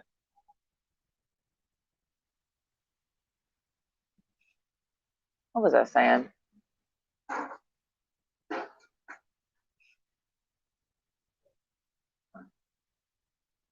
I have no idea. Something about people talking shit, probably. I don't know. Um,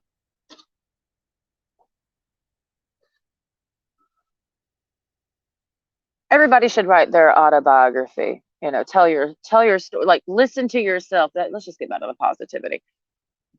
Tell your story and see what you would say about yourself. You know what I mean? Just try telling. And this is not about, because people are so closed up. I don't want you to know anything about me. Is the vibe?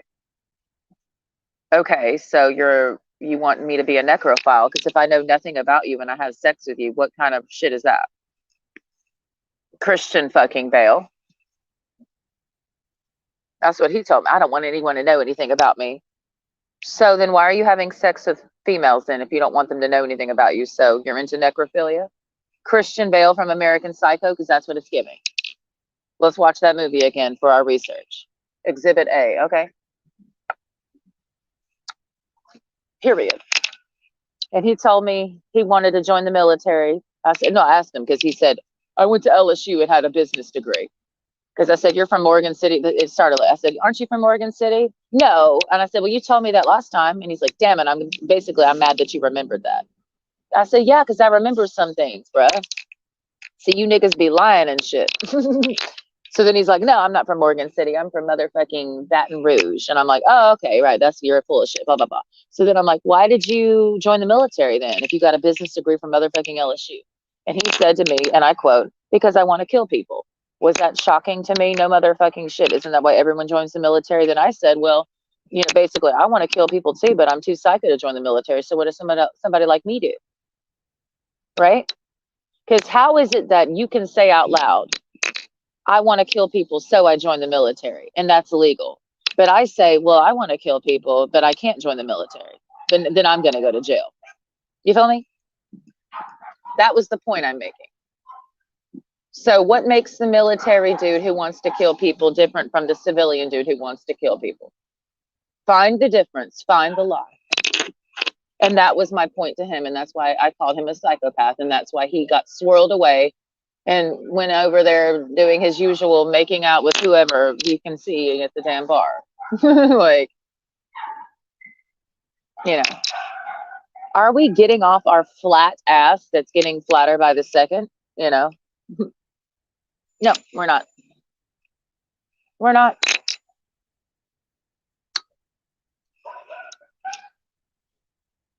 And what was even weirder for me last night is I literally felt like I have been in a cave for 2 weeks, and I know I haven't.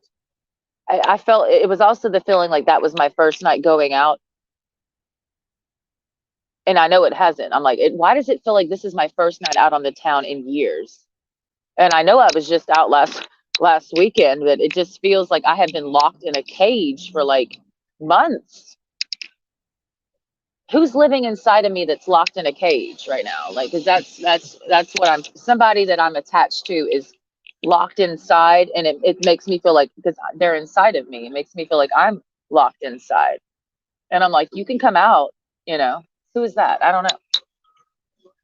Who am I attached to that's currently just holed up in their room and is refusing to come out to see the sunshine and living cave life? Who am I attached to that's doing that? Because you're living inside of me because I'm eating you. Just how you're eating me, we're eating each other. It's just who's going to get done eating first. Just know that. I'm eating you and you're eating me. That's all that's happening out here. If you cannot, it's not kill or be killed, it's eat or be eaten. So that's all that's happening. If you can't accept that, then you're not a part of this reality in reality. You're just playing with it. When you know what this reality is, this world, it's eat or be eaten. You got to commit to that shit because it's eat or be eaten. It's not kill or be killed. This is all cannibalistic energy. You consume somebody, you consume them. It's true. No, I'm not talking about physically eating somebody. I'm talking about energy. Energy consumption. That's all we're talking about. You consume somebody's energy and you consume my energy. I consume your energy. You ingest it. You're taking it in. That's what we're talking about. If you're taking somebody in, you're ingesting them. You're digesting them. So that is a level of consumption. Yes. If you're not taking me in, you're not doing anything. So you're not a part of it. You're not even in the game, bruh. You're not even a player on the board. You're not even committing. That's why you're not making any power moves. You're just flailing around. You have to commit to this shit. Eat or be eaten. This is not about being Jeffrey Dahmer. He just literally personified that in the most realistic way of what this that's what I see Jeffrey Dahmer as. He's a living embodiment of what civilization is. If you take the old art, like old archaic fucking art of God, God is a cannibal eating a child. That's a lot of the art from back in the day. Nothing's changed. God is still a cannibal eating a child. So that's all Jeffrey Dahmer tapped into. He tapped into the pure essence of what it is. You know, that's all it is. Like it's like, oh my God, I can't believe that he ate somebody. Why not?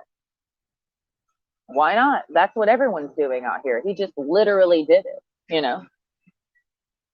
He's not that different from any. That's why, like, to make him this ultimate monster is honestly a little bit treacherous territory for the entire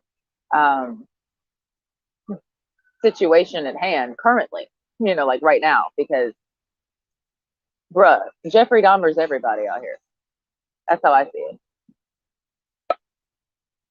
Find the psychological differences. And I'm talking about core psychological stance, morality stance between you and Jeffrey Dahmer.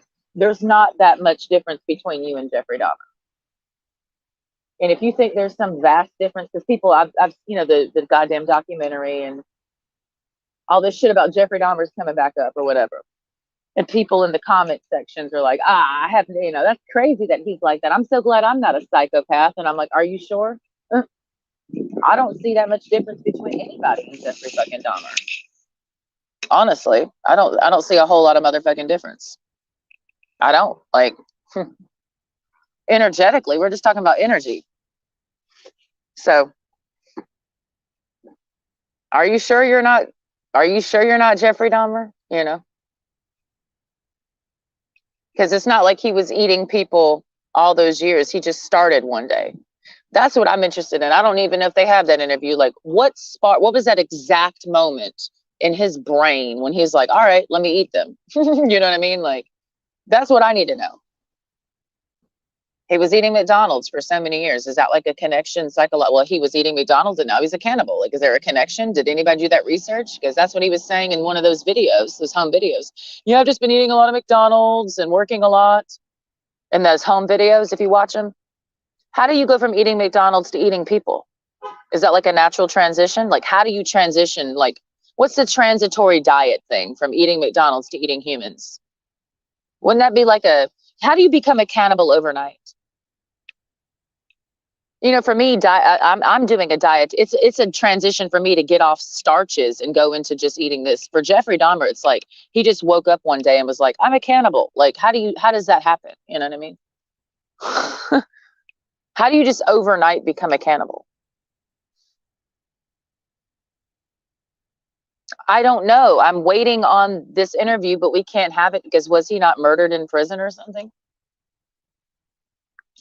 And I see how I'm on this now.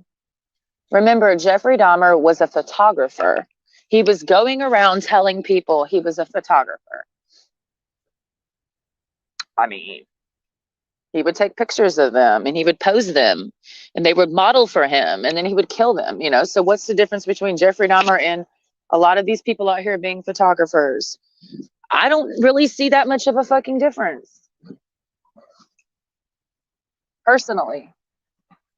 Not much. Is somebody in trouble today? Maybe I'm in trouble. I don't know. Well, if I am, I'll snitch on everybody. I don't care. I don't care. Oh my God. Everybody's going to jail on my watch. No, there's just a whole lot of cops out today for whatever reason. I'm noting that. Oh my God, it's the goddamn Jesus guy from the gym. Oh my God. I can't sit here because motherfucking people are eating. I don't want to smoke around people who are eating. It's very rude. I don't know why I'm talking about all this fucking shit, but this is what I'm doing today. We're still aiming. We did meet. I drank over a gallon of water yesterday, and I realized, because this is something I'm not going to ask the audience or ask Jeeves. I personally feel like I need to. This is me, because it's like, well, how much water should you drink? And there's like a million discussions and Reddit forums, and everyone's trying to say how much water you should drink. You should drink a gallon, half your body weight in ounces, blah, blah, blah, blah, blah. Personally, after drinking a gallon of water yesterday, plus some, because, when you drink coffee, you need to drink a cup of water for every cup of coffee you drink. Anything caffeinated, you need to replace your fluids with fucking water. Seriously. And then if you're going to the gym, you need to replace, you need to drink more water for all the, blah, blah, blah, blah, blah. So I realized after doing the gallon of water thing, and it's the first time in my life that I've acknowledged, like, yeah, you drank a gallon of water today. I need to drink more than a gallon. I don't know about you, but a gallon of water did not make me feel hydrated. Like, I got like a gallon and a half, and I'm like, okay, now I'm feeling a little bit better. So I don't know about this drink half your body weight shit. I feel like I need to drink over a gallon of water simply because I'm not doing I'm not an expert, bruh. I'm not a fucking expert. I'm just stating what I have noticed. I've noticed that now that I'm not eating carbs, like breads and shit, I'm eating vegetables. Um, Protein, I need more water. Um, and not trying to get too scientific nerdy about it, but I have read on some of the dudes who be eating like I eat or whatever, talking about like when you cut carbs or whatever, you need to drink more water because if you're just doing a heavy protein and heavy, vegetable carbs, you need more water because your body's not holding on to water, blah, blah, blah, blah, blah. So I'm just noting for the record because I'm eating protein, vegetable, and little fruit diet, you need more than a gallon of water. Like I'm 150, so that's like, according to the certain experts, drinking the half of my body weight, that's less than a gallon of water a day because it's 0.75. I did the math yesterday. Good for me, right? Using a calculator. So just letting you guys know, because I'm about to start, for the first time in my life, having a trainer. And they wanted to. They like, let me train you. I'm like, okay, I don't have to pay for it, but I know this bitch is going to kick my ass. And she told me that I'll hate her. And I said, I know that. I know I'm going to hate this bitch, but I need that type of shit in my life right now. So I'm starting physical training on Monday with her. And then I might do physical training with this other dude. And I know they're both going to kick my ass and I'm going to hate both of them because I have not really been that interested in really taking fitness seriously. I have been this way my whole life. Have never really had to do a whole lot of workout to stay in a certain shape. Like I've never been obese, and I'm just now it's catching up to me. Now it's catching up to me because I have inherited my dad's genetics mostly in this, where my dad never really worked out. So you get away with it for a while and then you turn 35 and then it's like, wow, now I have to go to the gym. I didn't have to go to the gym in my 20s. I didn't. I've been able to pretty much eat whatever I wanted, and I've gotten away with murder most of my adult life, and now I'm complaining about it. I'm like, damn it. I look at all the other people, I'm like, why are you able to eat that? I'm like, remember, you had your time in the sun. You had your sun. You've been able to eat. See, because that's the stupid thing about when you're stopping something. You're like, why? I want to be able to eat that. I'm like, you had all of those years to fuck around and find out. I've eaten countless pizzas. I've eaten enough pizza to last me for the rest of my life. I've eaten enough ice cream, candy, coffee. I've drinking enough coffee to last me a lifetime. You know what I mean? I've had my time with the drugs and you do it and now you move on. You don't just keep doing it forever. Like, so you can let it go because you already had sex with them. You know what I mean? Like, you have to treat your fucking addictions like a one night stand, like a fling. Like you had your fling with Snickers bars, it was a fun time. Then you let that motherfucker go. But no, for some reason you're holding on to that relationship, you know. You had your one night stand with that pizza, but you got to move on, bro. That pizza ain't trying to hold on to you. You feel me? You were the one clinging on to that toxic relationship, and it was just a fling. It was just a fling, you know. Fast food is just a fling, bro. Like you can't. Why are you trying to be dedicated to a fling? You know what I mean? Like, why don't you get in a real relationship with like some motherfucking lettuce, bro? Like, and some protein and some water. We don't like that. We don't want that long term commitment that water brings. That marriage, that real bond, that emotional intimacy. We don't want water like that. We want Coke and Sprite and tequila and coffee, them flings, you know what I mean? And them flings make you feel like shit, but we keep doing it. We keep having flings with these substances. And they just run through us. We wake up feeling like we got raped in our sleep. You just get ran through at night, and then you wake up in the morning and you had a one night stand with tequila, you know? Then you wake up in the morning feeling busted, real busted down. And water's like, why didn't you come see me last night? You know I love you. You know I'm down with you. Always and forever. And you're like, why you always gotta be there, Water? And then Water said, watch, watch, I'll go away and then you'll miss me. Then you'll wish that you had been drinking me all those fucking years. Mm, mm, mm. Took me for mother fucking granted. Did you not? And the only time that you pay attention to me at this point, oh, that's that motherfucker from the gym. Is it? They all look alike. It's only when the rivers run dry that you notice that I'm gone. But you don't really be drinking me like that, you know.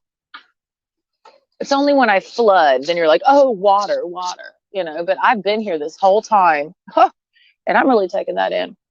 I have, because I have been disrespectful as fuck to my God. I just want everyone to know that. That's why I'm in trouble.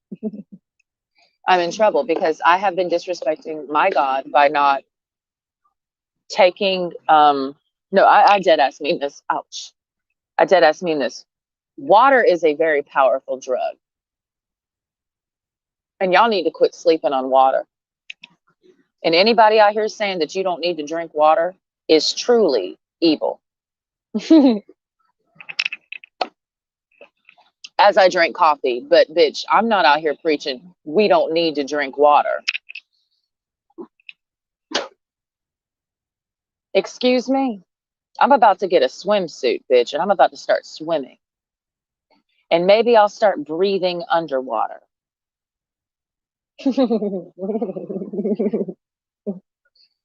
A whole new a dazzling place I've never been. Like the gym, I'm not going, obviously, because I'm still sitting here avoiding it. When I can afford to, because bitch, I technically have until what, 4 p.m. to get in there. A whole new world. I just feel like sitting under this tree, running my mouth. A dazzling place I've never been. Is that nigga from the gym? Oh my God, it is. Oh my God. I hate knowing people. That's also what gets on my nerves. I loved my anonymous life where I recognized no one. Like they don't register. You're like, it's just another stranger passing by. And me and Okama were talking about this, how delicate the impression system is. Like I was drunk last night, right? No shit. And I had this urge to text the dude from the gym that we have called Wolverine, who I now low key, I can't, that's so mean. I can't say that out loud. I call him something else now to diminish that whole situation in my mind. And I texted him basically saying, I hate that I approached you in the gym because it's left this permanent impression on me that I cannot avoid every time I go to the gym now. You know what I mean? Like these moments. And then when you see that person, every time you see that person, it's awkward. It doesn't matter how much time has passed. Doesn't matter how brief the encounter. Like every time you see him, it's like, and I don't have that many people that I deal with. So it's like, you know, once you get more and more people involved with that, you hide other people behind people. Cause it's like, well, I can remove that person from my emotional sphere by replacing them with somebody else. And you just stack on the people to, you know, keep them away, you know? So I haven't racked up enough bodies to like suffocate other bodies that I have had dealings with to like, because you're not as aware of them is what I'm saying. So I texted him. I'm like, here I go with a cringe text, because if I see him at the gym again, it'll be now another layer of awkwardness that I added on because I texted his ass. And so that's the whole point. It's already been awkward at the gym because of this one encounter with this guy. And every time I see him, it gets more and more cringe. And then it became more and more cringe, and then more and more cringe. And then I saw him the other day and it was even more cringe. Like it's just got increasingly cringier just because now all the layers that have added based off of interaction. And now every time you see that person, it's like, so last night I upped the ante by texting him, and I don't know if he still has the same number. I don't care. I just texted the number that I know that he gave me. And I'm just like, bruh, I just want, if you don't, if you don't, I'm on the phone and I can't hear, you can't be riding a slab, talking gab, riding by. I ain't got time. I ain't got time. He trying to talk slab to me in his slab when it's smoking out the back. Get out of my face. Putting so much emphasis on them damn rims, you need to fix your car exhaust, sir. And your slab ain't looking that good. It's not even candy coated, boo. So keep it put. Oh, he here. He's gonna come over here. No, you ain't gonna come over here. Just leave me alone today. Can a bitch sit under a tree? The tornado sirens, or is it the nuke sirens? It's my favorite part of the day. Too bad we don't ever get tornadoes around here. I was very jealous of that hurricane that hit Fort Myers, but oh well. All you can do is pray, can't you? You better not walk over here. I don't want to talk to you. I can't stand it when you got earphones in and somebody comes up to you.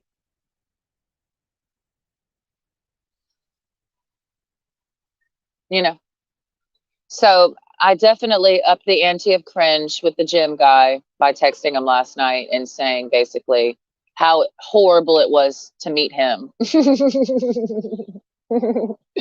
And how much I hate seeing him at the gym. That's pretty much what I said. And it's true. I hate seeing him at the gym because it reminds me every time of that cringy moment where I said to him, "You're really hot." And he's like, "Well, if I didn't have this ring on my finger, I would be all over you." End quote, and then that has never left me. Like every time I go to the gym, I see that moment and then I see him and it's just awkward. I'm like, nothing is said. It's just this awkward space. Like, I remember when he was texting my phone a few months ago, talking about, what we both want to do. And I'm like, no, I don't. And we've never had closure on that. Like, what are you talking about? So now every time I see him, it's just like this awkward, like, I don't know what the fuck that nigga wanted. I found out his name. I found out where he lives, not his address, and that he wants to fuck me. And that's it. That's all I know. We haven't fucked. He never came over. But see how awkward that is? Like, I now see, I see the dude who's like, I'll fuck you if I could. And that's what he wanted me to know.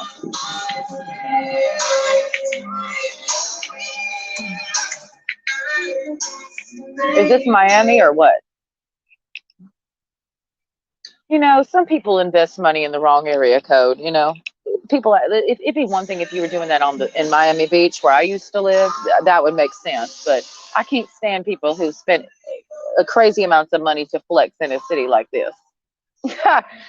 If you came here, you would understand. Like, why are you out here driving around in that when this is Columbus, Georgia? That's like driving around a trailer park in a Bentley. Girl, but that's come on now. Like, come on, bro. Like, do that in Miami, then we'll be impressed. Oh, wait, we won't be because they have more money than you. That's why you flex in a place like this, because that's a big deal for the trailer park that Columbus is. Like, wow, you're wow. Like, it's like, papoosy white man. Like, wow. Like, like we've never seen that before because we're so impoverished and backwards over here. So, but do that in Miami where people have more money than we do. No one will be impressed in Florida. And that's why you live here.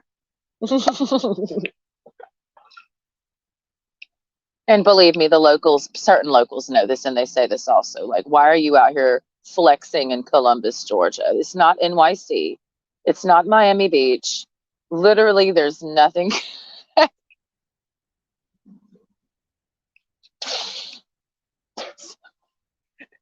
The only thing going on in Columbus, Georgia is on that late night tip, 3-6 Mafia, a little powder in the nose. No, seriously, like really the only thing going on in Columbus, Georgia is working out and like militarized fitness competitions, cocaine, and hookers. That's it. There's nothing else. Everything else is a facade. Okay. Everything else is it's a facade. It doesn't matter.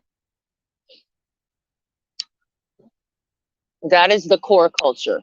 Cocaine, hookers, which underneath the category of hookers is orgies, sex parties, swingers club, and dungeon BDSM, um, underground shit. And you have to know the right people to get into those little places. You know, you do. There are certain places where it happens. You have to know the right fucking people. I'm flicking you off because fuck you and your jacked up fucking truck.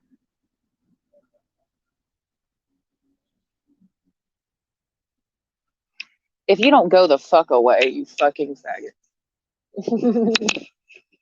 And you have to keep this attitude with these military dudes. As a female, like you have to keep fuck you faggot in your head at all times to survive. Because if you're on some like, oh hey hetero, like they're gonna get you. So, and believe me, these military dudes call each other faggots all fucking day. So it's not that fucking they're not offended when I call them a flaming faggot. They deal with that every fucking hey.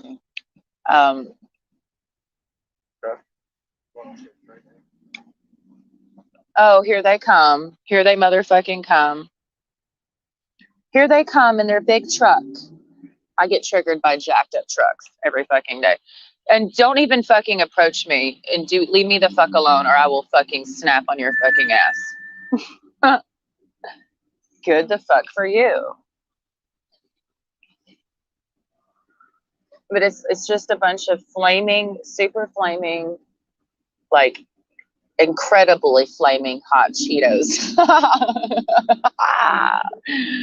And you can't, oh, they got a Florida tag. Even worse, he's driving a jacked up Ram. Like, ew, like, yes, I will judge you by what you drive. I mean, because you actually, it's not like we're dealing with broke people money, like in that instance where I'm just driving this because that's all I could afford and it was in the market and I just got it for function. Nah, like you for real said, I want a jacked up Dodge Ram specifically, and I want rims on that bitch. And you thought you were flexing when you got that truck. It's that for me. It's not like, oh, well, I'll get this because it's functionable. And it's what I can't stand niggas who get a truck that's not for fucking function. Okay? You just have a truck for no reason. You're not even hauling shit. Like you just out here with a truck because you think it makes you look like what? What do you dudes be thinking when you like, I'm gonna get a truck. I'm gonna get a big truck, big ass truck. I'm just gonna get a big truck. What does that mean? Like, what does that do? What does that mean? Because I still don't know. I grew up in the South and I've been dealing with dudes with big jacked up trucks my whole fucking life. And they're all pussies. They're all fucking bitches. And it's like, we know it. We all know it. Do they know it? Do these dudes go into the car lots know that you're a pussy bitch when you buy a jacked up truck? Everybody knows it. But they don't. For some reason, they act like it means something else. I'm like, I'm a badass because I'm in this jacked up 10-foot high truck that you got to use a step ladder to get up into. That's dumb as fuck for me. Why do you need to be so high in the sky just to drive by? Can't even fit in a goddamn parking garage. Can't even get in the airport parking garage. So you have fun with your goddamn treetop car. Got a goddamn treehouse on motherfucking wheels, bitch. Like, I don't need to be that high in the sky when I'm driving. Are you trying to be in a plane? Like, what you trying to do? I dead ass don't understand. I need to interview these people, like do some Vice shit. You're like, excuse me, why do you have a jacked up truck? What is the purpose of that? What does it mean? Because it does not mean you're a badass. Because I think you thought that. I think you thought that it meant I'm a badass. It don't. So every dude who drives a jacked up truck is the biggest alpha. Because we need to sit down and have a town hall meeting about what makes you an alpha. Because that nigga thinks he's an alpha. Because you got to fit all there's the category. The category is body. Some dudes are alphas just because of the way they're physically shaped and their fitness. But it's not just about your body. It's about that stack. You know, do you have the money? Do you have the car? Do you have the shoes? Then, you know, some dudes only have that nigga. He's fat as fuck, but he's got the money. And what are these females really chasing? Do they want the nigga with the, I'd rather have the dude with no money, but a nice body and who takes care of himself physically than the nigga who's fat and has money. Meaning I don't want to have sex with Rick Ross, girl. I don't give a fuck if you were a millionaire. You're fat as fuck, and I find you physically repulsive, so consider me to be shallow. And I'm not saying I'm a dime piece, sir, but you're obese. So shut the fuck up. Shut the fuck up. Why are these fat fucks out here deciding who gonna get a molly tonight? Why is it always these fat dudes? You know what I mean? Like, shut up, bitch. Quit eating all that damn chicken wings and them goddamn fucking biscuits and lift some fucking weights. You know what I mean? Nobody cares. You know what I mean? Like, I am that shallow. I'm not going to deal with no dude who's fat. That's why I'm losing weight. Because I'm not allowed to have, he needs to be shredded and I'm not. That's why I'm going to the gym. Like, I can't have double standards. Bitches love a double. Bitches will be obese and be like, well, I want my man to be 6'9" and, you know, bitches who are 4'3" want a dude. I want a tall dude. Well, bitch, you're short. Can I get a tall dude? Because I'm 5'9". And then all these literal like fucking teeny bopper midget bitches getting all the tall dudes, and now I'm stuck with all the midgets because these fucking 4'11" bitches are like, well, I want a dude who's 6'3". Excuse me? Get a nigga who's 5'3", bitch. I need a dude who's at least I'm okay. I'm 5'9" and I'm okay with him being only 6'1". You're 4'11" saying he's gotta be 6'3". He's gonna break his neck kissing you, bitch. Like, what the fuck?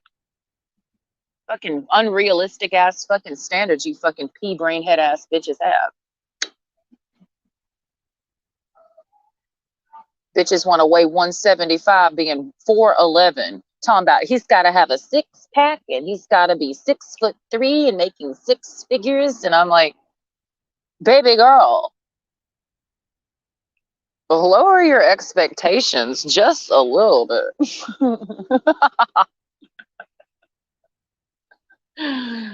Okay, well, you know, but no, I don't want to have sex with somebody who's fat, and I never have. I never have had sex with a fat guy. I can honestly say that. Never have. I've been shallow my whole life when it comes to his body.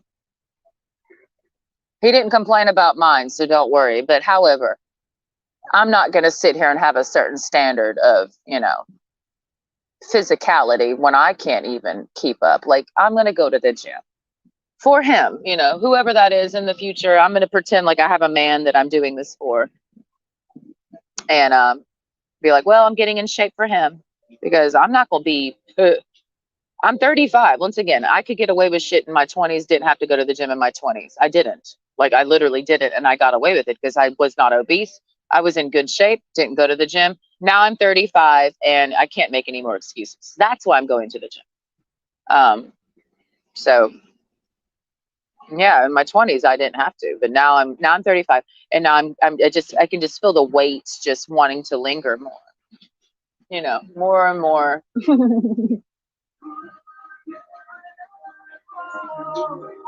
I'm just really just not moving, and I keep leaning back into this tree, which is telling me I'm not planning on getting up anytime soon.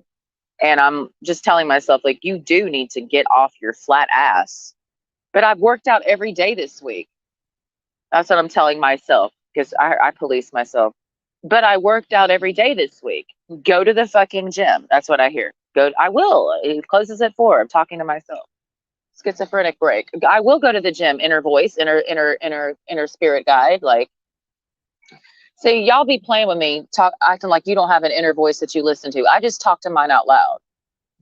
You need to go to the gym. Talking to myself. Okay, inner voice. Like, I will go to the gym. Get off my ass. You know, I have to get off my own ass because I'd be on my ass all fucking day about shit. Like, you didn't do this. You didn't do this. You didn't do. Okay, like, get off my ass to myself. Like, you chill. Like, you got to chill on yourself sometimes, but also don't, because then if you get too chill on yourself, then you'll be slacking. You'll be a super slacker, and you'll just be like, don't be like me, you know? Don't live your life so cerebrally and just all about music and feeling good. I'm done with feeling good. I only want to feel bad, and that means I got to go to the gym because I honestly hate the gym. So that means feel bad. I've been living my Gwen Stefani lap of luxury, you know, just kind of languish, the old whore thing where you're just languishing around. I'm just talking about not working out. That's all I'm saying. I'm not saying I lay around all day. I don't lay in my bed all day. I only lay in my bed when I need to sleep. So that's why also I have a people like, why do you sleep on the floor? Because it prevents me from being a fat ass. If I had a big old queen size bed in my room, I'd be tempted to lay in it all the time and just lay in it and I'll just lay in it again. I'll just lay in it looking at this, laying in it. Bitch, be in your bed all damn day. I only lay in my bed to go to sleep. Why else would I lay in it? I don't even sit on my couch barely because I'm like, fat ass shit, fat ass, fat ass. Like, I don't let myself be a fat ass.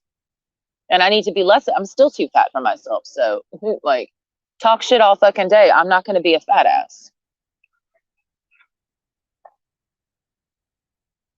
You have your way of doing things. I have my way of doing things.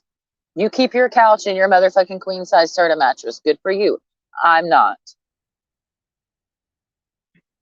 Gotta have a little Japanese sprinkled in there. Do like the Japanese do. You can adapt different cultures. You don't have to stick like there's people who stick strictly to like the Asiatic Zen shit, and I'm only gonna do the Tao are very corny to me. You know what I mean? Like you can mix it up. You can do a little Buddha, you can do a little Judaism, you can do a little Hinduism, you can do a little goddamn paganism, you can do a little Satanism and a little Christianity, but you can mix it all up. Doesn't matter. You have to stick to one thing. You can mix a little Islam in there. You know what I mean? You got to know what to pick from what. Take the sword from the Islam. Take the motherfucking dietary laws of the Jews. Take the motherfucking take the floor mattress from the Japanese. You know, etc. Take the goddamn sacrifices from the pagan. You feel me? Take it all and then just mix it all together, and you got gumbo. Just sticking to one thing is corny.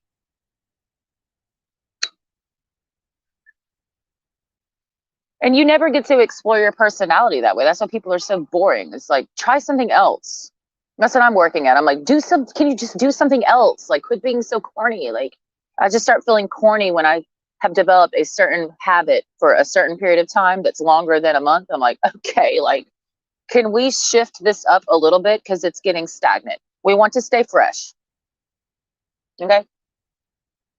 We want to stay fresh. Do something else, like paint today. Like, it doesn't mean anything. Just do something else instead of just do something fucking else. And it's so easy to get. That's why this is my own personal grief with myself. Is just breaking. This is to me doing this is breaking pattern. I don't usually do this, so this is me breaking pattern. Instead, which I heard, go to the gym. Go. Where's my car? Am I parked there too long? Is it like endless parking? Okay, good. You know, for me to go to the gym right now is also breaking pattern because usually I don't go to the gym on Saturdays, but the whole point is break a fucking pattern. I'm a failure. I'm not a revolutionary. I'm not a success story. I just do what I do. I don't even know half the time if it's the right thing to do. I have no idea. I don't have a template to follow. If you have a template to follow, then you have somebody to follow. So you feel safe by following somebody. They did it, then you do it. So you just follow their footsteps. So there's a certain security in that just for yourself. Doesn't mean that it's secure. It's just because you're copying what they're doing. And that's your security. I don't have that. I am copying nobody. And that's why it's going to be weird for me to have a personal trainer. We'll see if it works because I'm used to my solo workouts. I have never historically been good at being coached. It's funny that I can't remember who it was. It was one of the two people that asked to be like I've never had anybody ask to be my personal trainer, but they both were like, I want to train you. I want to train you. I'm like, okay. Like, what am I supposed to say? Say no. But one of them asked me, I can't remember which one. Were you athletic growing up? And it was hard for me to explain because we're at a bar, it's loud and I'm drunk. Yes, I was athletic, but it wasn't like I was super athletic. I did play sports, but I wasn't a super athlete. I've always been naturally athletic, but I'm not like super athletic. Like, I'm not claiming to be a super athlete. Like, I'm not like, I wasn't the captain of the volleyball team. I knew I could get by. I was functioning, but I'm very bad at being coached. I've always been this way. Doing PE in high school because we had to do, I don't know if anybody else had to do PE. I had to run a mile. That's where I got my physical fitness at is PE. Like, And the bitch that taught us PE was a goddamn fucking Nazi. Like, we had to do kickboxing. It was super regimented, militarized. Like, bitch, get on the ground and give me 50 and do a mile right now. So I got in really good shape doing PE in high school. But I hated that bitch. Like, I don't like somebody telling me what to do when it comes to doing anything active. Like, get off my neck. I get angry and irate. So I've never been able to work out with a gym partner in my adult life. So me getting a personal, I told her, I said, I'm going to hate you. And she's like, oh, I know. And I'm like, I know. And she's somebody who's done bodybuilding competitions, and she's trying to get back into that shape. So she's using me as this bitch, and this is why she gets on my fucking nerves. And I've told her this. She's like, every time she sees me, she's like, wow, you're looking great. Like, your body looks great. I'm like, girl, bye. Like, I do not think my body looks great at all. Like, I don't really care, but I'm not going to sit here and be like, yeah, my body looks just fucking tight and right. And she's always giving me compliments, and she used to bodybuild and she was shredded. Like, so I'm like, why is a bodybuilder telling me this? I'm like, I told her last night, like, she was like, no, you look great. I'm like, shut the fuck up. And she got upset at me. And I'm like, dude, quit telling me I look great when you were a bodybuilder. Like, you're just sitting here being nice and you're lying. You know, I need to tone up, quit playing with me and quit being nice. I don't need nice. I don't need body positivity. I don't need love your fat handles. I don't need that Lizzo shit. I'm fat as fuck, and that's what you need to tell me. And don't sit there and enable me to be like, you look great, because that's enabling me to be like, oh, okay, well, I can just not really care that much because my body's fine. Like, I'm okay with like hating my body right now. That's the only motive. Like, that's dangerous. Now everybody wants to save me. Everybody who's called me ugly then circles back around and says, no, you're fine. You're not ugly. No, I am ugly. You convinced me as I was ugly, and it's true. I accepted that. And now I'm going to the gym. Okay. Fine. I'm ugly. I'll go to the gym. Like, what do you want me to do? That's all I can do. I'm not going to get plastic surgery. The only thing I can do to fix my ugly face is drink more water, stop smoking, stop doing caffeine, and motherfucking stop drinking alcohol. There's nothing else that's going to fix my face. I'm all natural. I just started using a little bit more product on my face. I've gone years without putting anything on my face, and I mean that. So I've gotten no Botox. I've gotten no fucking fillers. Bitches that are younger than me are getting Botox, and that's why they ain't got lines on their fucking face from stress. It's a fact. I just haven't taken the Botox route to have a smooth fucking plastic looking forehead. Like, I've been through hell. Like, I'm just going to start telling people, like, why do you look busted in the face? Because I've been through fucking hell. Like, I've been through hell. Like, that's why I look like I got beat up all the fucking time, because psychologically I've been beat up from the inside out. So yeah, I know I look like shit. Leave me alone. Like, I didn't know I was trying to be pretty. Like, I'm okay with being ugly. Like, I'm okay. I'm not a female that's trying to be pretty. So there's no expectation that you need to have of, why do you look like that? Because this is what I look like. There's no expectation. Like,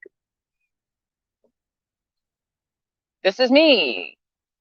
Okay. Like, quit trying to put me in the pretty category. Like, as if something's wrong. There is no pretty to attain here. So there's nothing wrong. I'm just simply ugly. There's no problem. You understand? Because if I'm dead ass serious, if you keep coming to me saying, you look like shit. No, this is just naturally what I look like. So it's not that I look like shit. I'm just naturally ugly. So there's no problem. Meaning there's nothing to fix, because you can't fix fucking naturally ugly. There's nothing I can do about it. So there's no problem. You see what I mean? This is what it's looking like. I cannot change it. It's never going to go away. It's never gone away my whole life. I'm just aging now. So it's just aging ugly, and it gets worse. It gets worse with time. You know, I don't care. Leave me alone. And crazily enough, this is what's so fucking psychotic about all of this. Before I go to the gym, it's good that I do a body dysmorphia talk before going to the gym, because that's all that's in there is body dysmorphia. And people who believe they're ugly, that's why they're in there. What's crazy is my belief that I'm physically atrocious started as a child, and then I developed all of the bad habits. And those bad habits are actually what make you ugly. You know what I mean? Like smoking and drinking. So isn't that crazy that your own self-loathing causes you to do things that actually creates more self-loathing? And then you're just stuck in this fucking cycle. And that includes sex. Because your belief that you're ugly is what my belief that I was physically atrocious, and it's deeper than that. But on the and it's a feeling of just it's not just about what you look like. It's a whole vibe. That's what led me to spreading my legs for all these dudes looking for their physical validation to tell me I'm beautiful.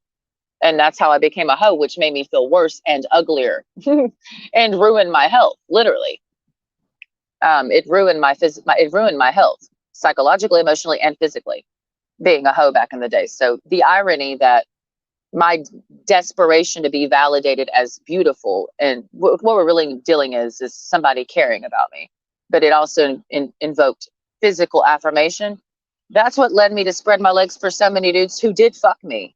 And then, all right, and I felt worse, and then I did it again, and you just keep seeking that, trying to catch that next fade, you know what I mean? And then it's like you feel worse and worse and worse and worse and worse. So I tapped back into that this year. Obviously, I've already shared all that shit publicly. No need to go back down that rabbit hole. Already done that. Already tapped back into the physical affirmation with dudes. It's almost like I'm coming out of the woodwork again, re-experiencing the same thing from 20,000 years ago. And we'll just be okay being ugly. It's fine. I don't need you to fuck me to tell me I'm beautiful. Like, I'm good. Like, it made me feel worse. And that's what's so crazy. I did get fucked by a hot guy, and I felt uglier after he fucked me. When he was fucking me, he's telling me how pretty I am. You feel me? Like, as you're sticking your dick in me, you're so beautiful. And then afterward, I feel ugly as fuck, and have felt uglier and uglier by the day ever since he fucked me. So what are we really trying to get here? What are we really getting at here? I want to feel I want to be fit. Notice the life cycle of the female brain. Am I pretty? Is the question every female has asked herself. Am I pretty? I only know if I'm pretty if he finds me fuckable. And if he finds me fuckable, that means that I'm pretty. So then he fucks me. And after he fucks me, I feel uglier. So then I'm seeking even more pretty validation after that. But he already fucked me. That's supposed to tell me I'm pretty, but I don't feel pretty after he fucked me. And then the endless cycle of ugly continues. You know, people don't like talking about this. You know, they don't. People being females really don't be talking about that, but it's true. In any way.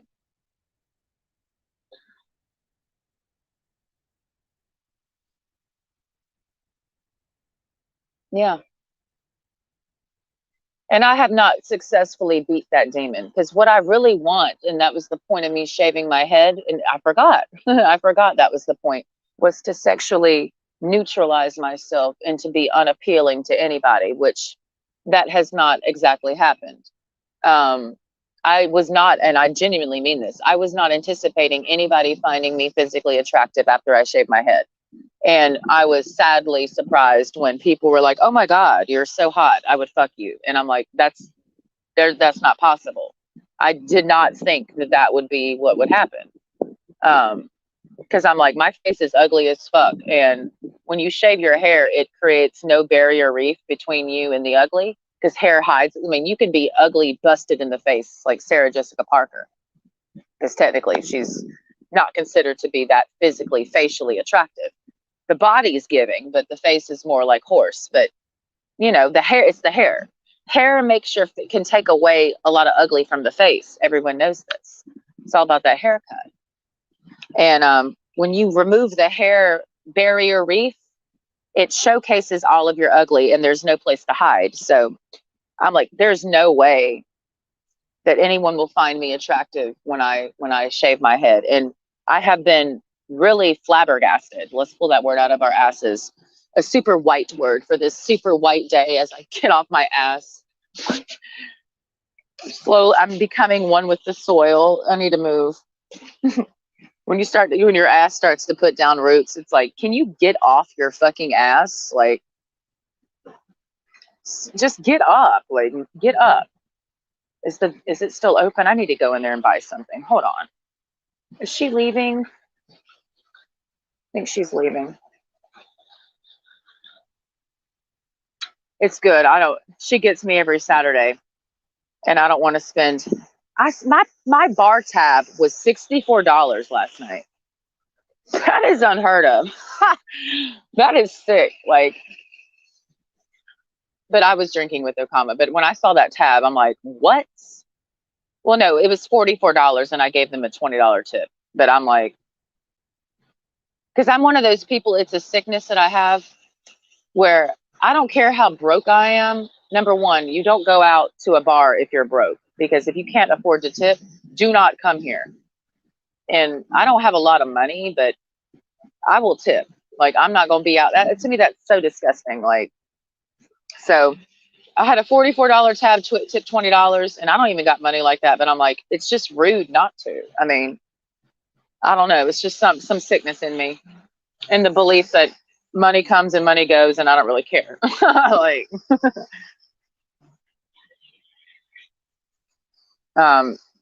when I had 7 grand, and I like saying this because it's just an attitude that I have. It's not. I'm not sitting here saying this because I want anybody to applaud me. But there was a time when I had a decent amount of money, and it's a whole story. Blah blah blah. I've talked about it before.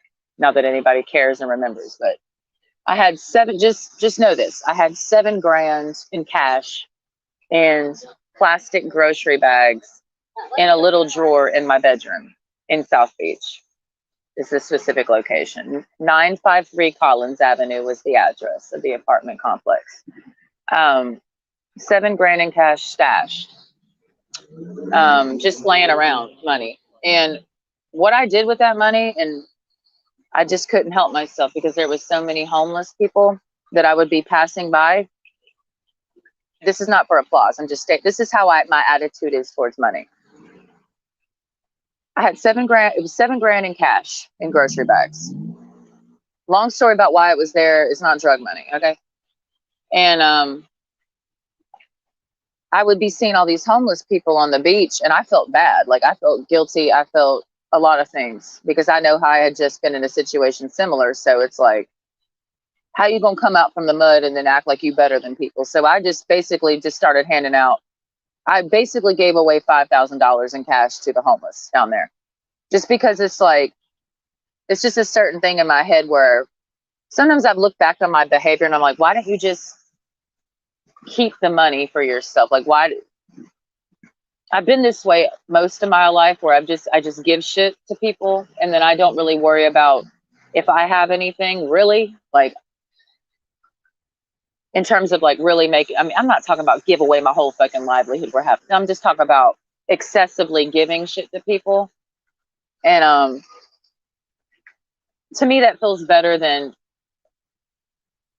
trying to only focus on my own financial survival. I don't know. I just feel dirty when I'm just super which is not technically what you're supposed to do in society. In society, you're supposed to just focus on getting your own means and just be overly obsessed with getting yours. And that's how you become successful in the society, is technically by being selfish. I have something inverted in my brain where it's like, share, and that means you're not successful. And that goes into me and Okama's relationship. And for years and years, we shared everything. Not literally everything, because perverts are going to take that to a certain level. I mean, like, we just shared. And that's not something that's necessarily supported by our society. It's like, okay, when you get to a certain age, like, you need to stop sharing and focus on I'm 35 and I'm still sharing. You know what I mean? I don't have time for independent, focus only on yourself and your own survival and your own financial, whatever the fuck. And, have your friends and associates, but don't really share with them. No, that's not what I have going on with Okama. And that's not what I have going on with my sister. But me and Okama predate my relationship with my sister. And I don't care how anybody views the way that we live, because Okama is my sister.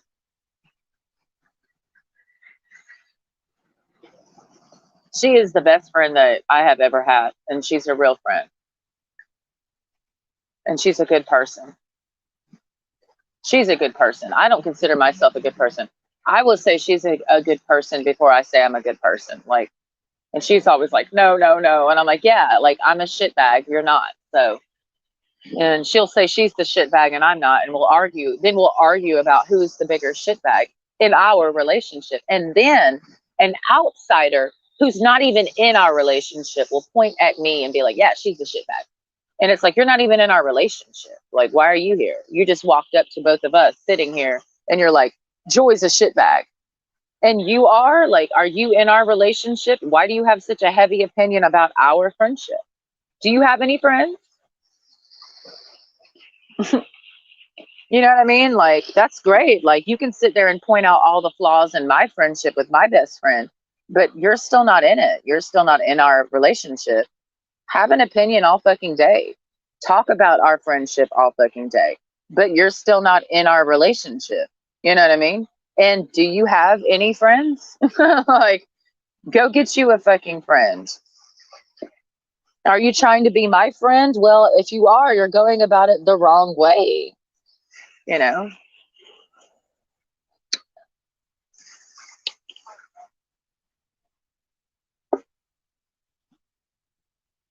I don't care, dude. Like, it's the 21st century. I am being a total douchebag today. I'm wearing socks with sandals because I'm on douchebag. To me, this is super douchebag. Like, socks with sandals. It's so gross. And I never do this, but I did it today because it's like, it's douchebag life, bruh. It's like a certain style.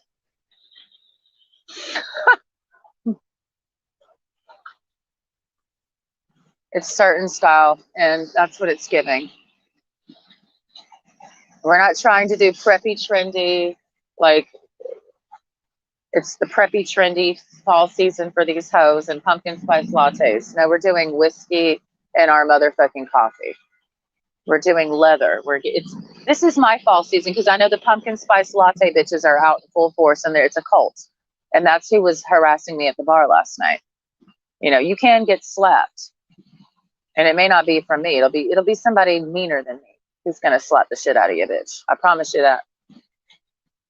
Because I'm telling you, these bitches try it with me and they're gonna try it with somebody else because they get their confidence. Well, I tried it on her. My little flex worked on her, so they start building up a confidence by trying people all day. The things they can get away with some people, then you're gonna do it to somebody who ain't gonna laugh about it. You know what I mean? Like Chris Hemsworth last night, who's now known as Christian Bale. He literally started throwing shit at me after Okama left. Why didn't you do that when Okama was standing there? Because somebody leaves and you feel confident now that somebody left. You know, it's interesting to me how people gain their confidence, you know. Then one day you're going to fuck around with the wrong one. I'm not the wrong one. I'm the right one. You'll fuck around with the wrong one and you're going to find yourself thrown out the motherfucking window, is what I was told last night by somebody else. It's not me. I'm not strong enough to pick your ass up and throw you out the fucking window, but that's because I'm a female. And that's what he's for. That was another conversation I had last night. Gender roles. It's not my job to pick him up and throw him out the window. It's your job. Because I'm a female and I'm okay with that. I'm not trying to be butch. I know I'm not trying to be a badass. I just like leather. I like whips and chains, but not to fuck with. I'm just talking about like to literally tie you up to a mother in a shed and leave you for dead. I'm not into sex and bondage. I'm into bondage and you don't get let go because you a hoe. You feel me? Like I'm not like I don't mix whips and chains with sex. No, whips and chains is for business. Seriously, it's not for pleasure. No. Absolutely not. But y'all have fun.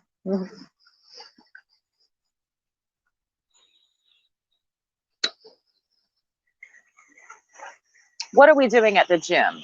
Nobody asked. Exactly. Nobody asked anybody to do anything on the internet, but yet you still posted it. What are we doing at the gym? We're going to do light cardio. And I do mean the lightest of cardio. We might go at 1.0 on the treadmill. I'm trying to do the opposite because it's so hard for me to walk slow on the treadmill. I'm like, okay, let's get going.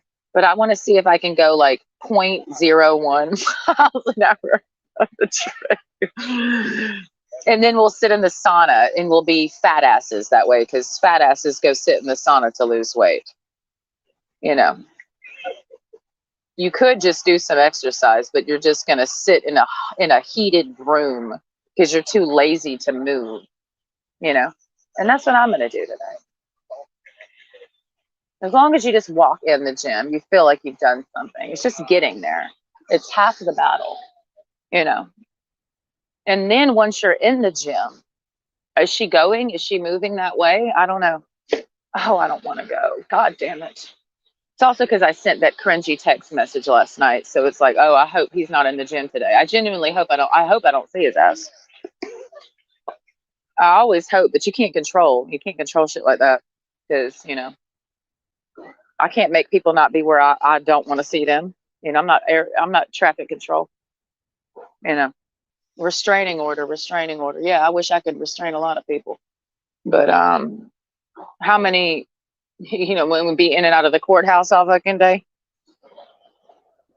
putting cease and desist, like you got a lot of time in your hands to be putting out restraining. That's time consuming. Time consuming, all that paperwork and all that proof. Lawsuits and shit. Like you can get a life. Some people's only hobby is filing lawsuits. Have you noticed that? They just be living. Their second home is the courthouse, then the coffee shop in that order. And when they at the coffee shop, they working on their next lawsuit. You know. Some people's main source of income is lawsuits. How do I know this? That's her mother, Okama's mother. Oh fuck! I lost my keys. Jesus, pay attention. Okama's mom apparently made a lot of her money off of filing lawsuits and winning them. A little injury here, a little injury there. You just got to dedicate yourself to getting that money. There's a few people I could sue, but it's so time. I've thought about it. I'm like, why don't you just sue that company? You know, for negligence. But you have to put in all this work, and I'd rather just go to the gym than motherfucking sue him. You know what I mean? Like.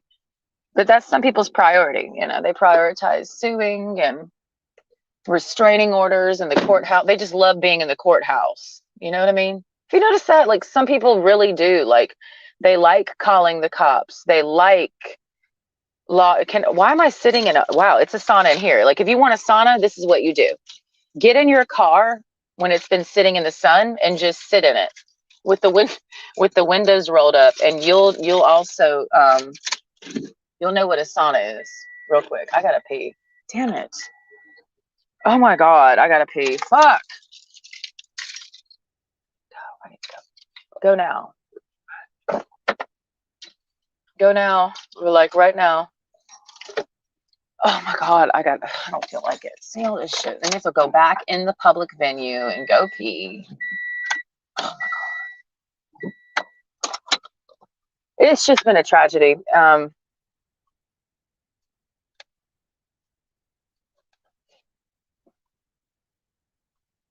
Oh, this is even better. What's perfect is I'm draining all of my batteries, so I'll have no battery for when I go to the gym to even have music to listen to motivate me in the gym. See how this is all working out?